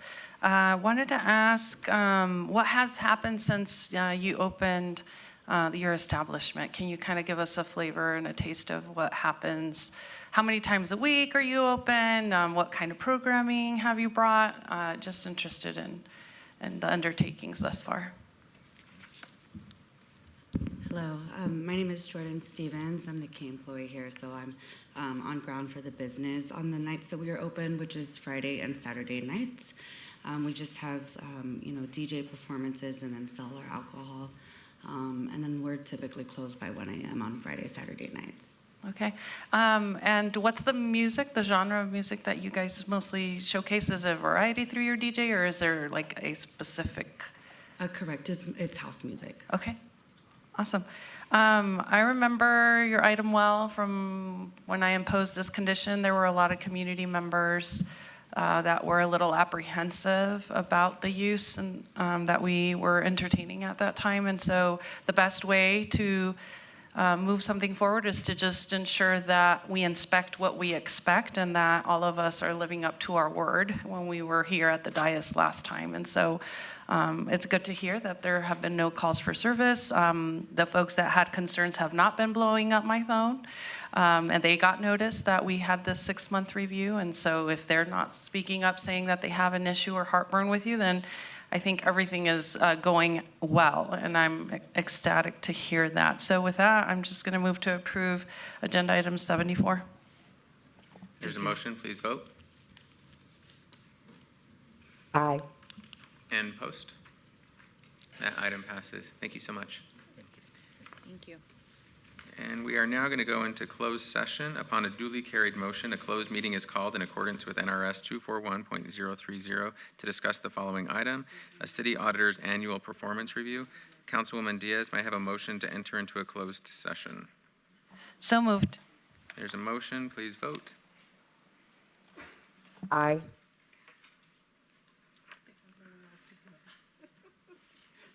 And we are moving into a closed session. We should take about 20 to 30 minutes or so.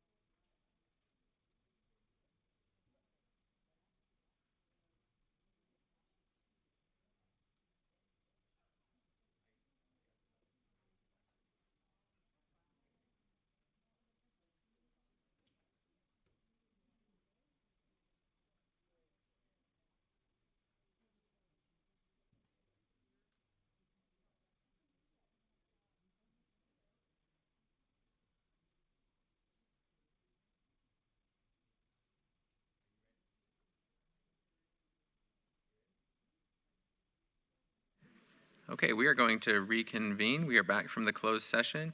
Councilwoman Diaz, may I have a motion to reconvene? So moved. There's a motion, please vote.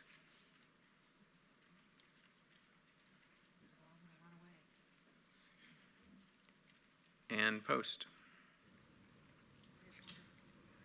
Oh, is Councilwoman Summers Armstrong back on? Okay. And we're now on item number 10, discussion for possible action regarding annual review of City Auditor Brian Smith. Mr. Brown, Mr. Davis. Mr. Davis is up here on the dais, but I think we're good to go with the council's comments and then any motion. Okay, so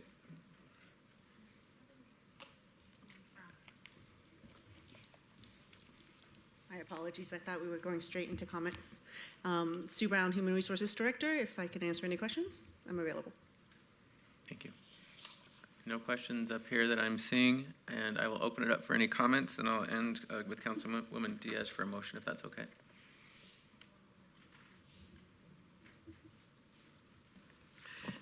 I'll begin. I just wanted to say a couple of things. I've had the pleasure of serving on the audit committee for almost the last year, and I just want to commend you for your leadership. The meetings are a pleasure to attend. They're very, when we do audits, your presentations and the actual audits are very researched and sort of informed. And I think you've done a great job building a culture within your own department, but also across the city, so that the whole audit process doesn't feel punitive or like a gotcha moment, but really is, the framework is such that it's clear that you set the tone that this is really to help the city, it's to help our city manage its resources effectively, and so it feels collaborative. And then I also just want to thank you for being so accessible, not only to the audit committee members, but also the members of the council. It's been a wonderful change, and I really appreciate it. Thank you, Councilwoman. Councilwoman Kelly. Chandra Summers Armstrong. Has joined. Thank you, Mayor Pro Tem. As a member of the Audit Committee, along with Councilwoman Brunet, I feel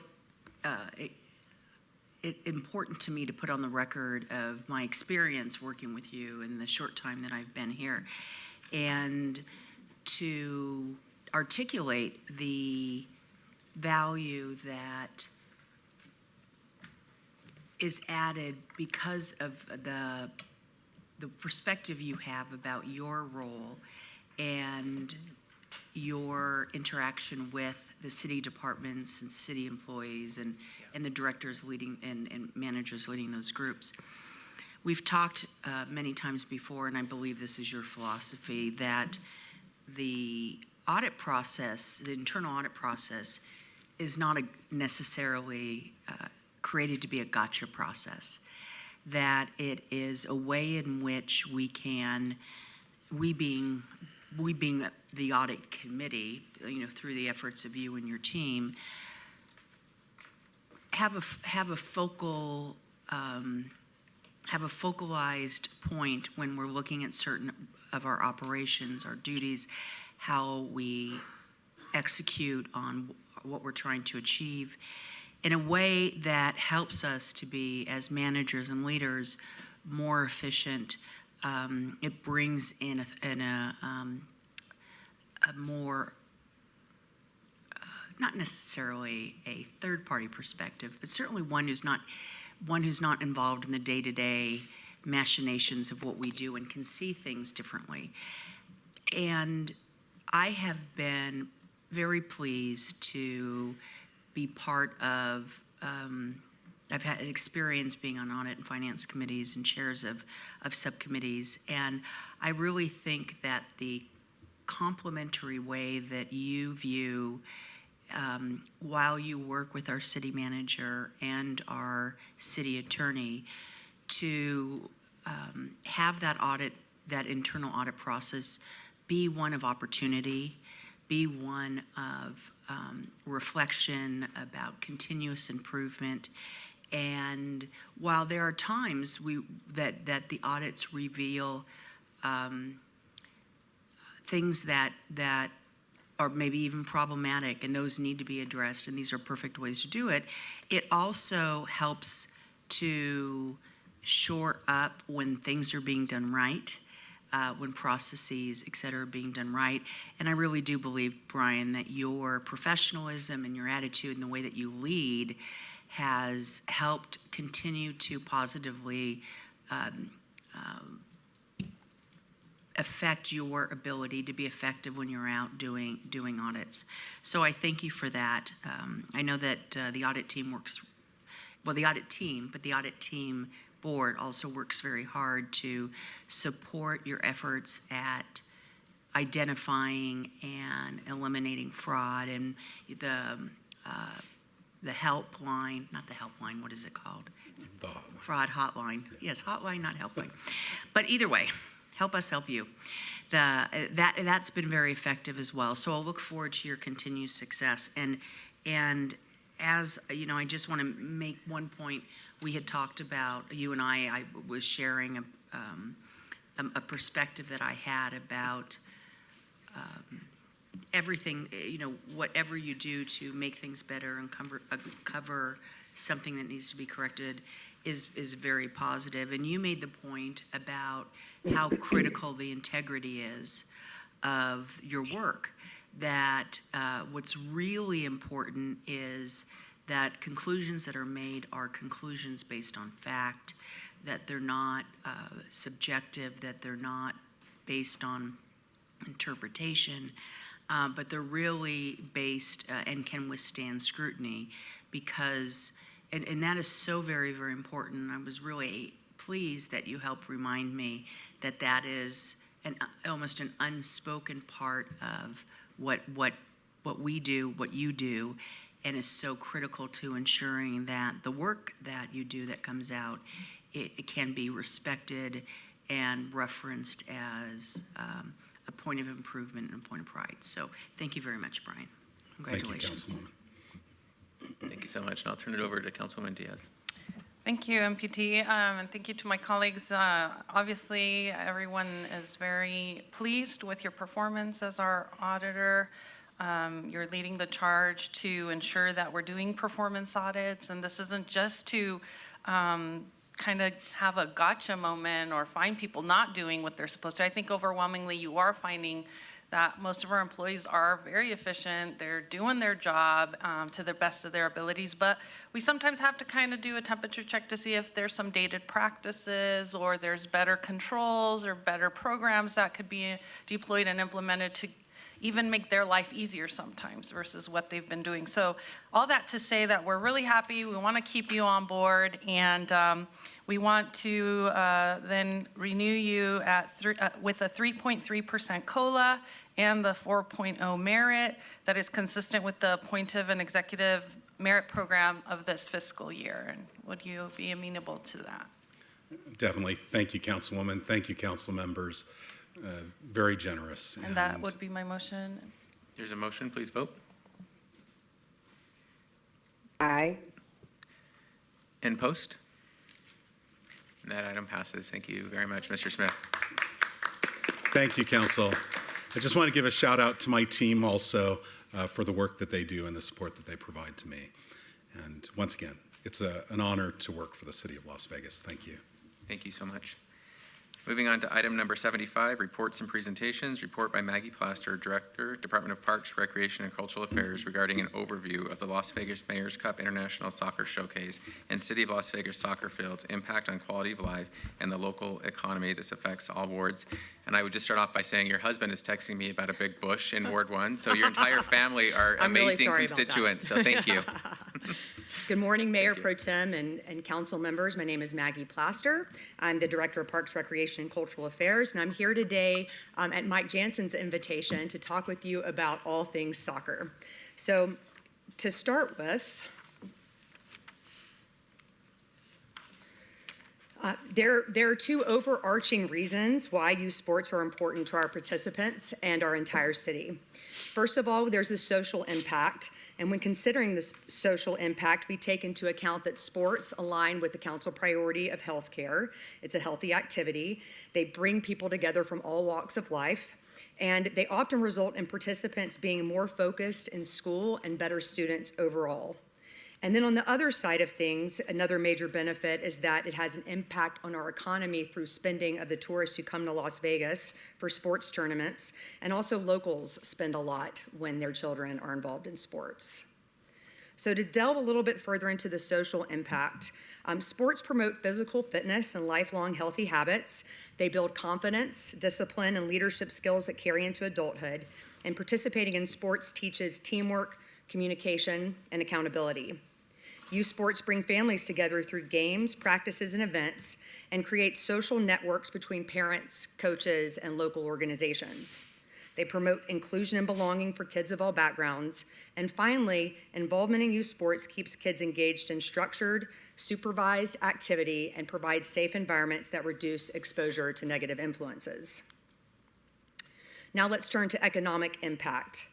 Youth tournaments bring in teams, families, and spectators from across the country.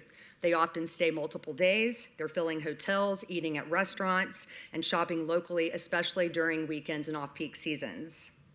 Tournaments are spread throughout the year, helping stabilize revenue beyond major conventions or peak tourism periods. And this creates consistent income for businesses rather than seasonal spikes. Restaurants, retail stores, entertainment venues, they all benefit from increased foot traffic, even when those venues aren't actually tied to sports. For one example, kids come into town, they need something to do. Maybe they're going to Adventure Dome or other kid-focused activities. And they help diversify our economy beyond gaming and nightlife. So overall, youth sports act as a steady, reliable economic engine, bringing in consistent visitors, supporting jobs, and helping reshape the image and economy of Vegas. And long term, we're hosting these large youth soccer tournaments, and it's basically proof that Las Vegas is a premier youth sports destination. Youth sports participation develops pathways to leadership through team captains, junior coaches, and peer mentors. And large tournaments like the Las Vegas Mayor's Cup often become signature events for a city. When residents participate in well-run tournaments, it builds community pride, and sometimes it encourages more high-level sports facilities. To show you a little bit about what's happening on City of Las Vegas sports fields, this includes all sports, but with our local youth leagues, we're seeing about 25,000 participants in 2025. And almost 200,000 participants in our tournaments in 2025. And when you take spectators and families into account, that number drastically increases. For example, we use Placer AI at our park with the most soccer fields, 11 soccer fields, which is Kellogg's Air. We generally see 1.5 million people there every year. Let's talk a little bit about the revenue that comes to the City of Las Vegas through our sports fields. The soccer fields are the primary source of revenue for our municipal sports unit at $1.6 million. But over all of our fields, we pulled in $2.3 million last year, and that was just on field rental fees. The city established the Las Vegas Mayor's Cup in 2000 under former Mayor Oscar Goodman. We had just developed the Betty Wilson Soccer Complex. It is the premier soccer destination for youth sports in the whole valley. That is the #1 place that any tournament will want to use. It's at Buffalo and Tenaya. And when we had this facility online, we decided to start doing the Mayor's Cup Soccer Tournament, which the City of Las Vegas initially ran. The first tournament had 68 teams. 4 of them were from abroad. We relied heavily on volunteers to support the operation. And Downtown Las Vegas Soccer Club constituted the largest group of volunteers and was instrumental in standardizing tournament quality, training referees, and they were very good at marketing the tournament. The Las Vegas Mayor's Cup today has expanded greatly due to the efforts of Roger Tabor and Gary Soresman, who are with Downtown Las Vegas Soccer. It's become probably one of the top 3 youth soccer tournaments in the country. In 2025, the 2 showcase tournaments in February had 695 boys teams and 325 girls teams. The fall tournament in October had 560 teams. So that's a total of 1,580 teams last year and a 2,000% increase since we first started the tournament in 2000. So we're bringing together teams from around the world. We're providing young athletes with opportunities to compete at an advanced level. And they're often college scouts at these tournaments, so we're helping kids get into college with soccer. So as I've said, it's evolved into one of the largest international youth soccer tournaments. It generates millions of dollars in economic activity. Our best guess is that all of the sports on our sports fields generate $124 million impact to our local economy each year. And the Mayor's Cup is the largest contributor to that number. And we base that calculation on average visitor spending as outlined in a recent LVCVA economic impact report. And I wanted to draw attention to this photo because not only do our soccer tournaments have an impact on the community and international visitors, but they also have an impact on our employees' kids. And so in this one, the kid in the black on the far right is Simon Lowenstein, whose dad, Peter, likes to go to tournaments on his weekends. Just to tell you a little bit about the fields in our inventory that are used for soccer tournaments. As I've said, Betty Wilson is the main attraction with 10 fields. Centennial Hills, we have 2 fields. At Fountain 5, Kellogg's Air 11, and Teton Trails 3 fields. And the total hours that are utilized at these fields is like 70,000 hours per year. And then just to share that the city cares about this infrastructure and we continue to invest in it. We do have some soccer fields on the horizon. We've got a SNPLMA grant to do 4 more fields at Betty Wilson. We just opened Cragen Park with 1 new field. We have Igor Soldo that's coming online. The groundbreaking will be happening soon. I thought it was, it's actually 1 field. Cragen Park is 2 fields, excuse me. Igor Soldo is going to have 4 short-sided soccer fields, and usually 2 of those equals a field, but with the layout there, we're only going to have 1 full-size soccer field. Northwest Regional Park will eventually have 10. Sky Canyon Park is going to have 1 practice field. We're adding an additional soccer field at Teton Trails, and eventually on the Upper Las Vegas Wash, we will have 3 fields. So in summary, youth sports is very important for our tourism. It's helping diversify our economy. It's strengthening community engagement and youth development, and it's providing long-term municipal value where our sports infrastructure will continue to reap dividends for our residents in the city for decades to come. And ultimately, we're making life better for the children of Las Vegas in our community who love soccer, like Rosa Cortez's daughter. I'll let you guess which one is Raquel. And then before I close, I just want to thank the people who made this presentation possible. Kathy Mayer, Sandy Foley, and Ashley Foster were the ones who put this together. And then the team that we have actually reserving the fields and coordinating the field rentals are Adam, Crystal, Keisha, Vanessa, and Tanya. And then we have amazing sports leagues that are recreational leagues within our department that are growing every year. And the people in charge of the soccer leagues are Prey, Nate, Josh, and Billy. So thanks to them for all that they do to advance soccer in our community. And that's the end of my presentation. Thank you, Ms. Plaster. That was a great presentation. And I was just going to make a suggestion that it is a lot of fun to hand out the trophies at the Mayor's Cup. And so when the invites do go out to council to hand them out, maybe extend that to the entire council so they can experience the wonderfulness of handing out trophies to kids. That's a great idea, and I know that Downtown Soccer would be really happy to have more participation in the ceremonial part. Yeah. Are there questions or comments? Please. Thank you. Thank you for the presentation. I think as I've shared before, I am a soccer mom and thank you for being so responsive to my many requests to try to add more fields. Given that I'm a soccer mom, I spent a lot of time talking or traveling and doing tournaments around our region.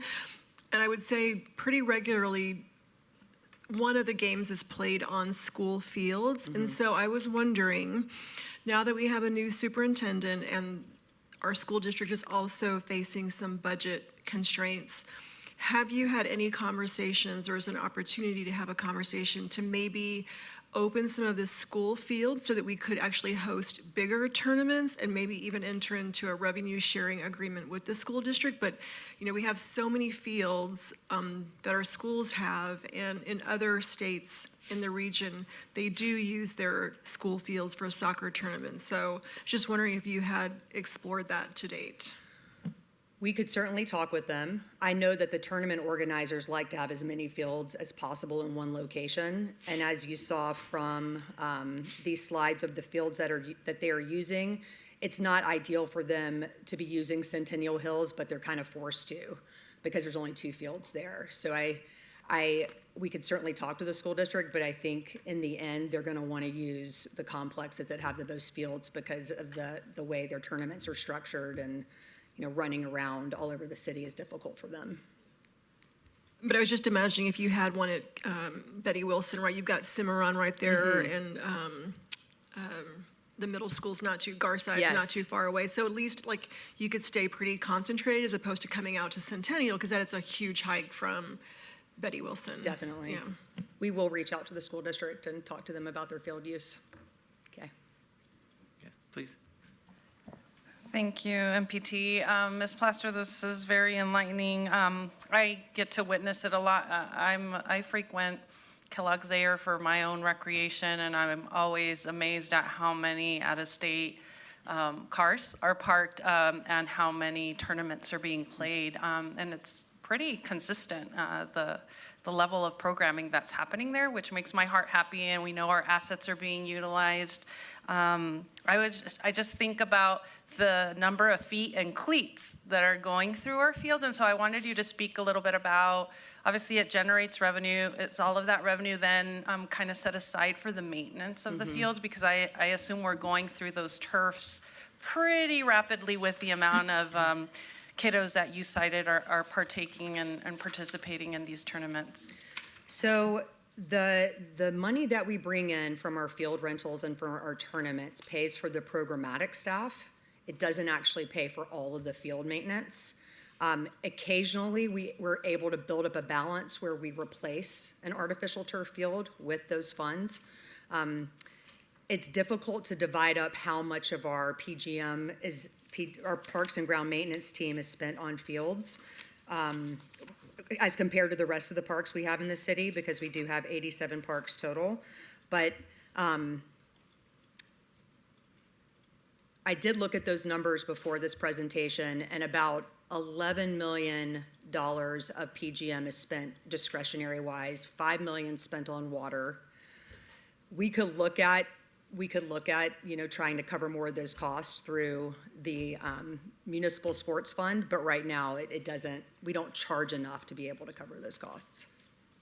And we don't want to make it cost prohibitive to where they don't come to us, but I just think it's something that maybe we think about. How do we maybe have a little set aside to especially address those fields that are needing the TLC faster?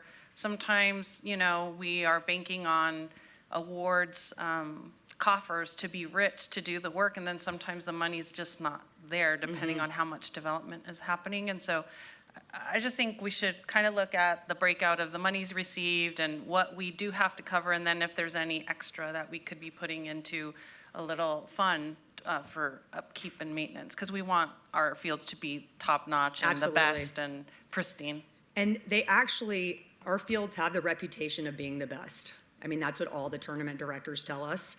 Our natural grass fields, we do take them down 4 to 5 months every year so we can do overseed and bring them up to, you know, the best in Las Vegas. So thank you, and thank you to the entire Parks and Rec team that make it happen, from our maintenance to our scheduling to everyone who's ensuring that this is seamless and flawless and easy.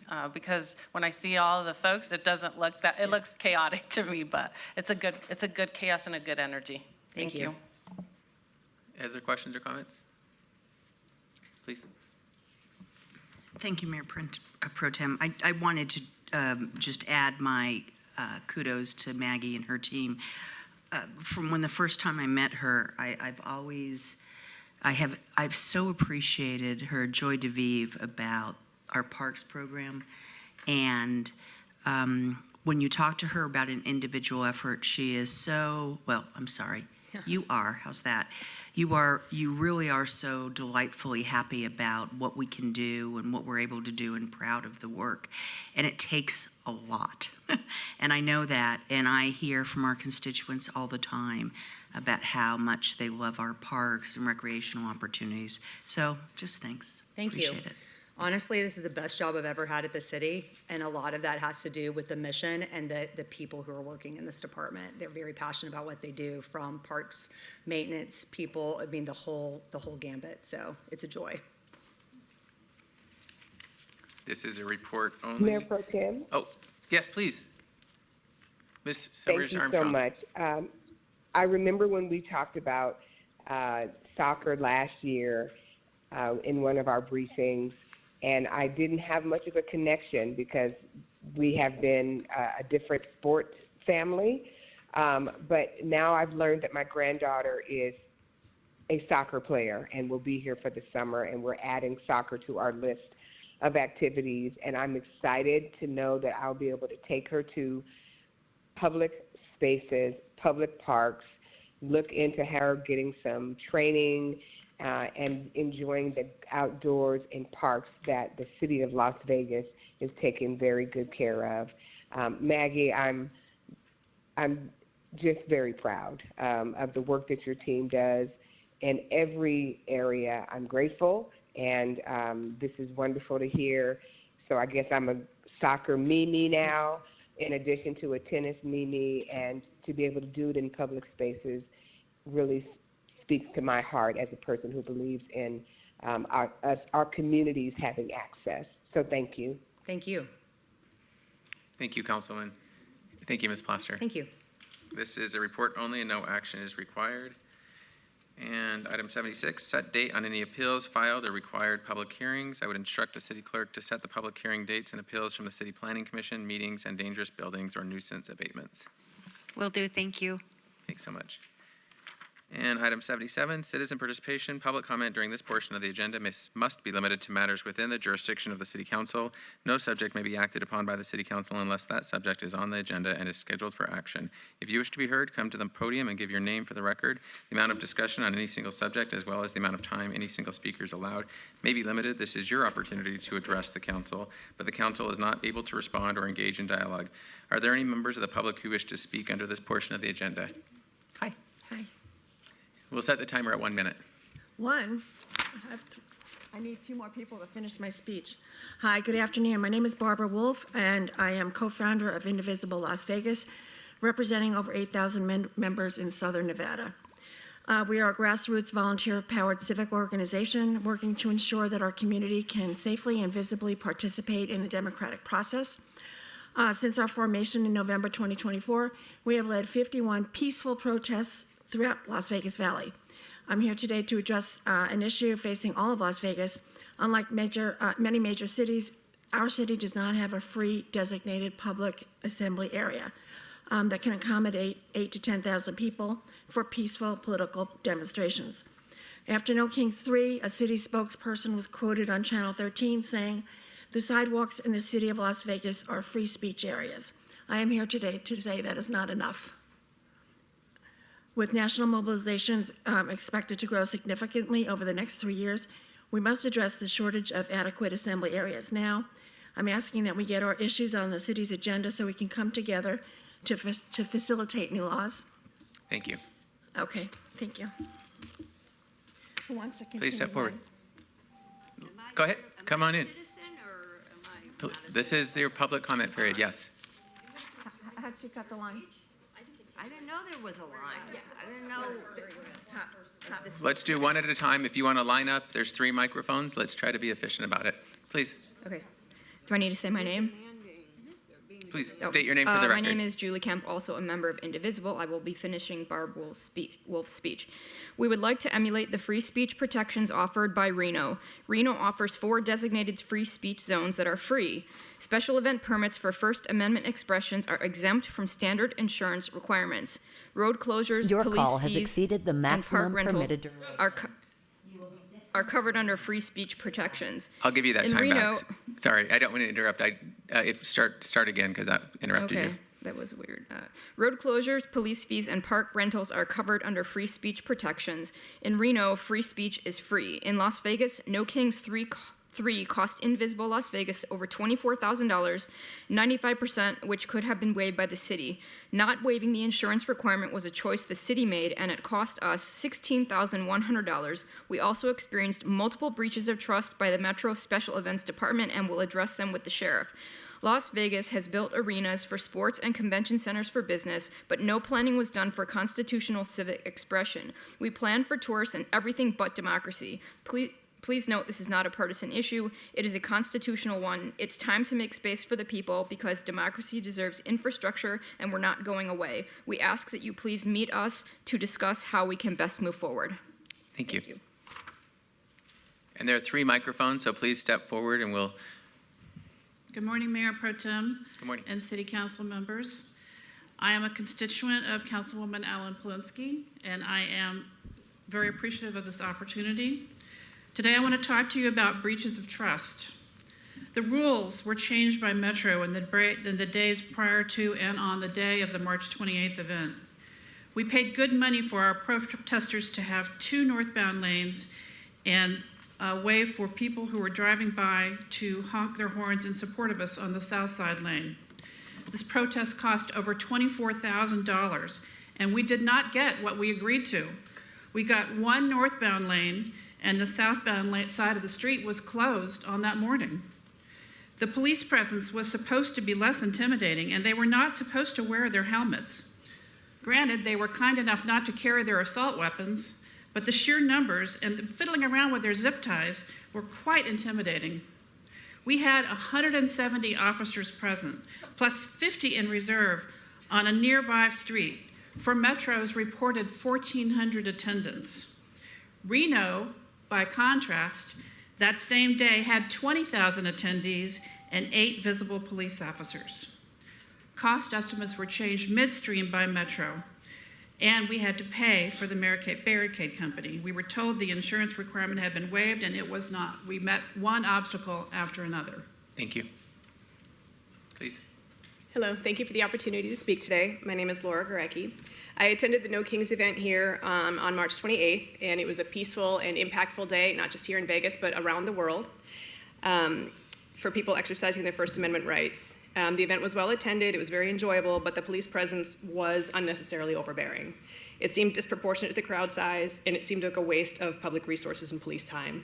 I've been at numerous similar events around the country, and none of them had this level of police presence, including an event last year in Washington, D.C. with over 100,000 attendees with nowhere near this level of police presence. I felt like the close proximity along the route was intimidating, and I felt like it was intentional to try to have a chilling effect on free speech, not just at this event, but to deter participation in future events. Thank you very much. Thank you so much. Hi. Hello, good afternoon, Mayor Pro Temp and members of the council. My name is Kayla Maese, that's Kaylahmaese. I serve as a policy manager at the ACLU of Nevada. We support Indivisible in their testimony that was shared. People in our community shouldn't be subjected to over-the-top policing tactics at peaceful protest. So we think that's something that the council should address moving forward. Thank you. Thank you so much. And please step forward. There's 2 other microphones. Go ahead, Good afternoon, Mayor Pro Tem Knudsen and members of the council. I'm Reverend Dr. Marta Poling-Schmidt, and I'm very pleased to have this time to be with you.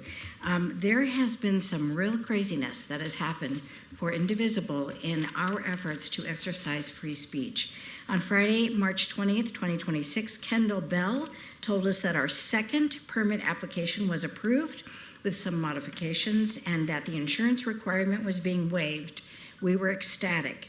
On the Wednesday before the protest, Valentin from the City Special Events Department asked for proof of insurance. Kendall Bell was on the email chain. We stated to Valentin that the insurance had been waived. Why was he asking us to make the insurance person work on a policy if we weren't going to be paying her for her work? Kendall answered saying, "Stop bugging her. The insurance has been waived." Kendall also emailed saying he was in a high-level meeting and that the event would be fully approved that day. When we spoke to Kendall after his meeting, he gave us the impression that he had more power than Valentin and to listen to Kendall, so we did. On Thursday, The special events team made it clear that 2 insurance policies were needed, and that even if Metro waived their requirement, the city would not. So we went from having not to have an insurance policy to having not 1, but now 2. Thank you so much. Thank you. Thank you. Thank you for listening to me. My name is Karen Newcomer. I spoke to you guys several times for like the last year, off and on. I've been coming and saying how the over-policing is detrimental to the protesters, to our city, and to LVMPD, but nothing has gotten better. We're just trying to exercise our First Amendment rights. I'm unaware of any other jurisdiction having to battle their local governments and protest, and we expend way too much time trying to work around the demands of the law enforcement. They should be assisting us, not trying to harm us. No Kings 3 for me was the straw that broke the proverbial camel's back. The cutting down of the 6 beautiful old trees that were in front of the Regional Justice Center, done 2 days before our protest with weather we were expecting to be, and was very hot. That seems very purposeful. I've seen at a protest, it wasn't that one, but another one, where an old lady, I'm 66 years old, and she was probably old enough to be my mother. She had a foldable plastic umbrella, and our cops made her not only put it in her purse, fold it. What is a 66-year-old lady going to do to harm our police people with a plastic little tiny umbrella? It's a matter of health and safety, and we need y'all's help to get what should be being provided by our tax dollars, a place to peacefully protest without being over-policed. Thank you so much. Hi, my name is Carol Nerby, and Mayor Pro Tem Knudsen, you are my councilman. And on a personal level, I'm just disturbed why any leaders in this city would want to prevent and/or unnecessarily and severely restrict peaceful protests. I'm wondering if there is any confusion on what our leaders think is the purpose of our peaceful protests. These protests are being done to benefit our communities, to make our communities a better and happier place to live, not to create any division or chaos or violence. We protest to protect yours and everyone's rights, and we protest to protect the rights afforded to all of us by the Constitution. And in protesting, we show our passion and joy in doing just that. Peaceful protests are not just a way to protect our own futures, but even more importantly, a way to protect the futures of our children and our grandchildren. So I ask that you consider decisions that you make concerning these situations, keeping in mind that we do this to help our community and all our futures, and hope that you want to do the same. Thank you so much. Thank you.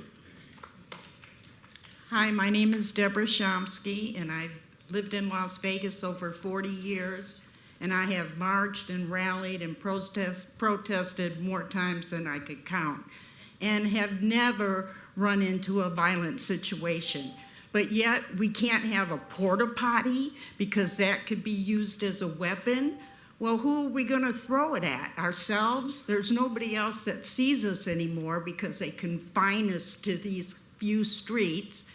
And like my friend said here, we can't even have a little parasol to protect ourselves from the sun after the city cut down the beautiful trees. So do better. Thank you. Hello, council members. My name is Amy. Excuse me, we have one technical issue. Just 1 second.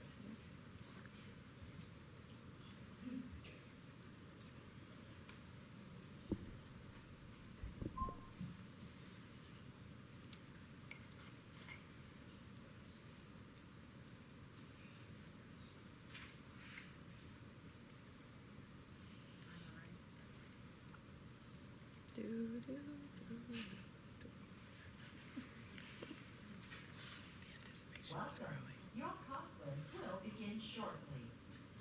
Please enter your PIN number followed by the pound sign. I appreciate your Don't say it patience. out loud, yeah. If there's music, I would dance. Okay.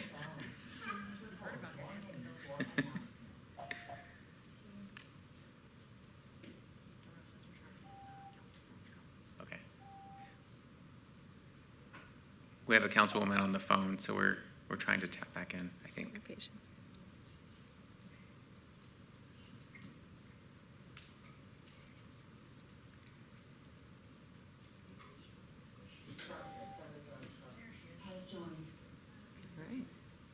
We back? Are we good? Okay, now we're ready. All right. Pressure's on. Thank you for being here, everyone on the phone and here as well. Councilmember Knudsen, I'm a former resident of Ward 1, and I'm a current resident of Ward 4. Woo-woo. My name is Amy Pospiak. This is my first time appearing in front of City Council. I have been to a few rallies over the last few years. I'm newer to this group, but this is the first time I'm really moved to be here because I think this is a very, very important thing for our democracy. So I just wanted to echo the sentiments of everyone before me and say that please, please do put something on the agenda for us to discuss and investigate what happened and discuss a path moving forward for us to be united in hope and democracy. Thank you so much. Hi. Hello, I'm Katie Tice, Katie, T as in Tom, ICE. I am a member of Indivisible also, and I would like to make sure that everyone knows that I agree with everything said. And what this seems like to me is that the NRS and the Nevada Constitution are not communicating with each other. We don't have public spaces here, but in the Constitution, we're giving the right to assemble and peacefully protest. So I would like this to get on the agenda so that that can be rectified and fixed for future events, and so that anyone, no matter what their beliefs are, can protest peacefully and know that they have the right to do that. Thank you very much. It. Hi, I'm Emily Eastwood. This is also my first time appearing in front of you guys, so thank you for your time. I just wanted to say I went to the protests on the 28th, and I felt extremely intimidated by the police presence there. Part of my initiative with that was trying to get a lot of younger individuals involved. I turned 18 in 2016, and I have not been able to vote on a ballot that does not have a certain name on it, and I'm watching my future as well as my peers' futures get taken away from us. And so it's important to me that young people feel safe to exercise their First Amendment right, which is these protests. I have younger siblings that are just becoming 18 and 19 years old. I have a sister-in-law who's about to have a baby, and it's important to me that the future of America, our youth, feel comfortable enough to come out on the streets and share what they believe. So thank you for your time. Thank you very much. Hi. Hi. Hi, my name is Deidre Radford. I'm president of the Centennial Hills Democratic Club. Councilwoman Bruni is my councilwoman. Centennial Hills Democrats will be mailing 20,000 candidate guides to the Democrats in the upcoming primary and general election. It's a lot of work to do. I mean to do it, and sometimes it's a lot of work for one person, but I'm going to do it anyway. I'm very motivated. So I was one of the MCs at the March 25th No Kings protest. I was really shocked by the sheer number of police and police vehicles present. Now, the other day I heard that the city of Las Vegas is actually run by casino owners, not a people's government. I really hope that's not true. Furthermore, I've heard that the police force does the bidding of casino owners, not the people's government. I really hope that's not true. But with 170 cops present and 50 cops in reserve to police 1,400 protesters, the city, whoever runs it, has proved based on results that it is protest averse. By comparison, Reno had 20,000 protesters and had only 8 cops. We paid $24,000 to protest, while Reno paid nothing. I've been advising Indivisible not to go through the city or the police, and the reality is we don't have to. And we will continue protesting. We will not be deterred. But I have to wonder what is going on behind the scenes that this kind of over-policing, this kind of intimidation and injustice is going on. And I direct this to the Democrats up there. What are you going to do about it? Thank you. Thank you so much. Yes, my name is Grace Albanese, Albanesc, and Las Vegas is becoming the most dangerous place in the country. Every time I look up, people are selling pictures of me everywhere I go. I was at Walmart when that man hijacked that car and it crashed. I seen them pull the driver out. I was there. People are selling pictures of me everywhere I go, it's just a very dangerous place. And a lot of people depend on me for their income, their sole income, or their, just to add to their income.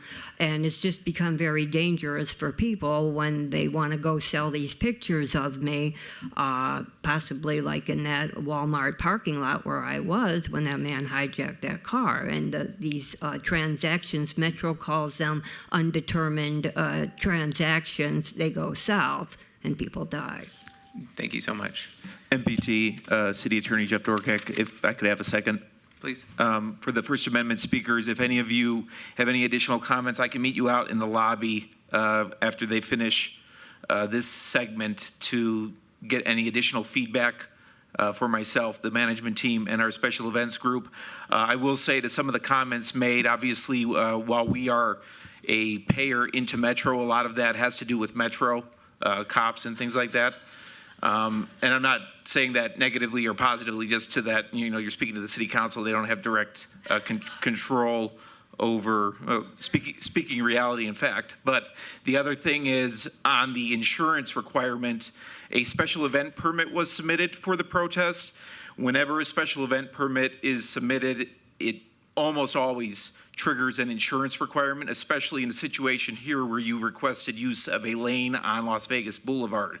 And that is what I am almost 100% confident Valentin said back to you all, and thus the insurance requirement was upheld under the special event permit. But just give me a couple minutes and I'll meet whoever wants to talk back there so I can get more information, because yeah, we're fine with discussing and figuring out what we can do better. So thank you.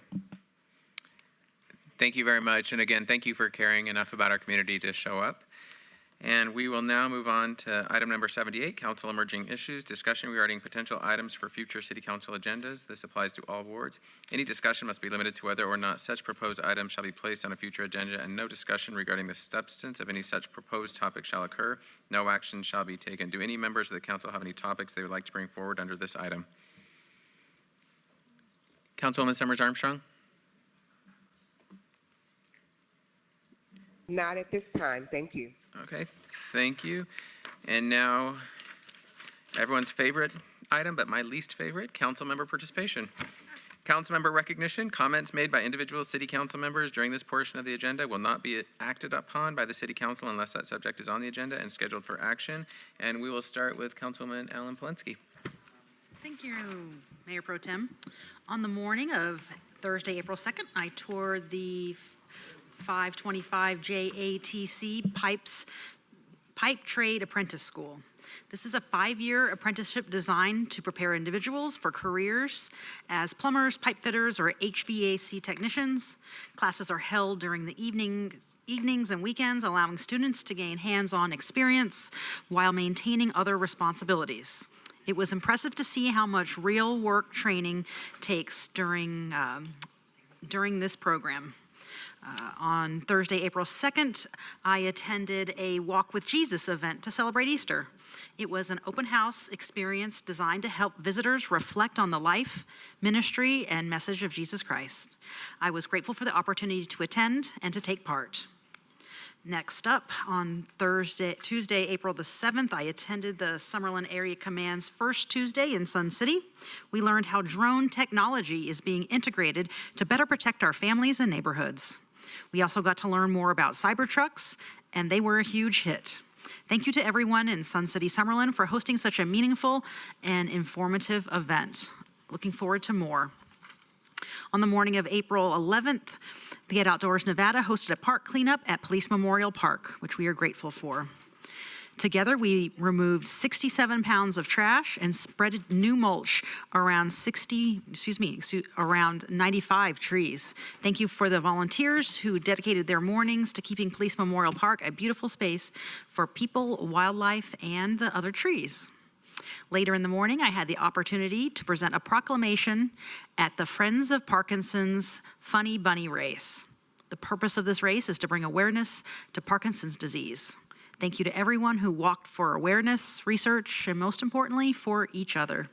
I had a wonderful time. Later that afternoon, I attended Summerlin Area Command's Spring Family Event. It was a great opportunity for families to come together and enjoy the day. It was also a great opportunity to wish Captain Fennis well in his transition to his new role. Next up, there are still 9 missing teens from our community. If you have any information about these children, please contact LVMPD Missing Person Detail at 702-828-3111. If you are a missing teen, there is always a bus ride home for free on the other end of that phone number. And lastly, you can stay up to date with our updates, community news, and upcoming events, all the happenings in Ward 4 by following me on Facebook, Instagram, X, etc. Or the old-fashioned way, which always works, 702-229-2524. We are here to provide any assistance that we can. Thanks. Thank you, Councilwoman. And Councilwoman Diaz. Thank you, MPT. And I don't want to be the bearer of bad news, but today is tax day. So if you haven't filed, you have until midnight, or file your extension so you have a little bit more time. Just gonna go over some awesome work that's been happening or visits we've had. So on April 4th, there was a Safe Village cleanup in the Gateway District. Thank you to all the amazing neighbors who joined us for this amazing cleanup. Right around our Stupak Community Center, we had our partners from LVMPD Downtown Area Command, Casa de Luz, the Strat Las Vegas, and our neighborhood services team. This cleanup qualified the Safe Village group into the official Adopt a Spot program, and over 400 pounds of trash was hauled that Saturday. So congrats to everyone who partook.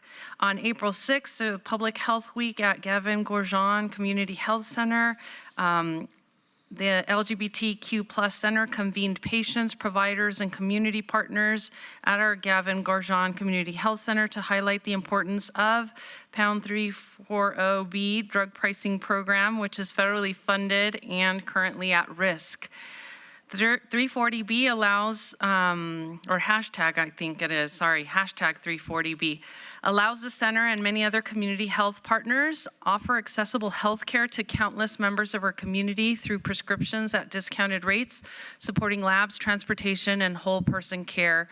Thank you to Dr. Ramirez and the center's team for raising awareness and educating us about how this and similar federal programs make it possible for them to offer invaluable health care coverage to our most vulnerable neighbors. We definitely need that funding to come through.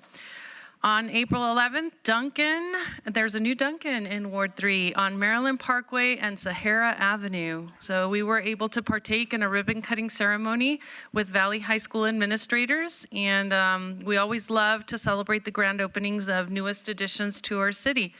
This Duncan location is at 2350 South Maryland Parkway, and I just want to wish franchise owners Eva Holzler and Frank much success on this new location in our amazing city.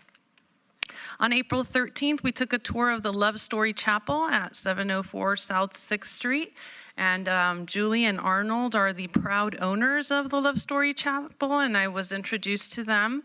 And it's so amazing to walk through their beautiful wedding venue, and they want to ensure that people know that Vegas is truly the wedding capital of the world, and that they are truly invested in making sure we do it old Vegas style. Like, we go all out, pull out the red carpet, roll it out, and that they go the extra mile to make that special day amazing for everyone. So just ensure that you check them out at 704 South 6th Street, because their love for making wedding experiences, including vow renewals, super special, is evident, and I was really impressed with their ability to offer indoor and outdoor wedding ceremonies. They want me to. They asked me, how long have you been married? I said 25 years, and I didn't do my vow renewal last year at 25. And so they're like, you have to come back. So I'm trying to see if my husband will come along and do that for 25 more years. On this Friday, April 17th, 9 a.m. to 12 p.m., we're going to have this free shredding event. So please stop on by 9 a.m. to noon at the LVCEA parking lot, 857 North Eastern Avenue, Las Vegas, Nevada, 89101. Please do not bring your documents in heavy binders. We don't take credit cards and bank cards, electronic devices, or wet or damp paper. But we do take everything else that is a document that needs to be shredded, especially after tax day. So hope to see you all the first hour. I'm going to be there, so swing on by. Next, we have April 18th, Baker Park Cleanup in partnership with Get Outdoors Nevada. That's happening 9 a.m. to noon at 1010 East St. Louis Avenue. Come celebrate Earth Day this Saturday with this amazing cleanup at Baker Park. Scan the QR code that's on the screen and sign up right there for this volunteer opportunity. Also wanted to let everyone know that this Saturday, Chalk It Down in the Arts District is happening from 10 a.m. to 5 p.m. and it really is an amazing festival. So if you haven't been able to see the past two, I highly recommend the experience. So many artists come out and transform the Arts District that day with their chalk art. So come over 60 artists will transform the sidewalks with colorful chalk art while the community enjoys the vendors' activities, contests, food, and more. Many thanks to Market in the Alley, the 18B Las Vegas Arts District Neighborhood Association, local businesses, residents, and of course, First Friday Las Vegas for bringing us this wonderful annual event. Want to just flag, save the date. There's going to be a children's soccer fest at Gary Reese Freedom Park. We want everyone to feel the excitement towards this next World Cup. And we're doing our part on April 25th, 2 to 5 p.m. at Gary Reese Freedom Park, 850 North Mojave Road. Attention families, bring your little ones to a special Children's Day celebration on Saturday, March 25th. Activities include raffles, prizes, a magic show, and much more. Make sure to come in comfy clothes. We'll probably start warming up that week and partake in soccer demonstrations and bouncy houses. Last announcement I have is just around the engagement meeting we're having for Justin, Myron, E. Levitt, and JC Community Park on April 29th, 6 p.m. at K.O. Knudsen Middle School in the library. We just want all the neighbors that live close to or around the park to come and share their thoughts and ideas for what we think the best next step is for the future of that park. We want to potentially extend the children's area, but we want community input before we make that decision. So scan that QR code on the flyer above. There's also a survey that is currently underway, and we want to hear if you can't make it to the meeting, fill out that survey, and then we have your input. So please save the date and share with your neighbors. Again, April 29th, 6 p.m., K.O. Knudsen. And that's it for me. Our office is always there. Call us, email us, or scan to sign up to our newsletter. Thank you, MPT. Thank you. And Councilwoman Summers Armstrong, are you still on the line? Of course I am. Did you have anything you would like to comment on? No, I'm going to I'm out of town, so I'm going to pass on community updates and bore you all massively at the next meeting. It sounds totally fair. Enjoy your time. Travel safely. And Councilwoman Kelly. Wonderful. Well, thank you all very much. Thank you to the management staff, the marshals, the clerks, communications, the people behind the secret window back there. I appreciate everyone, and we are officially adjourned.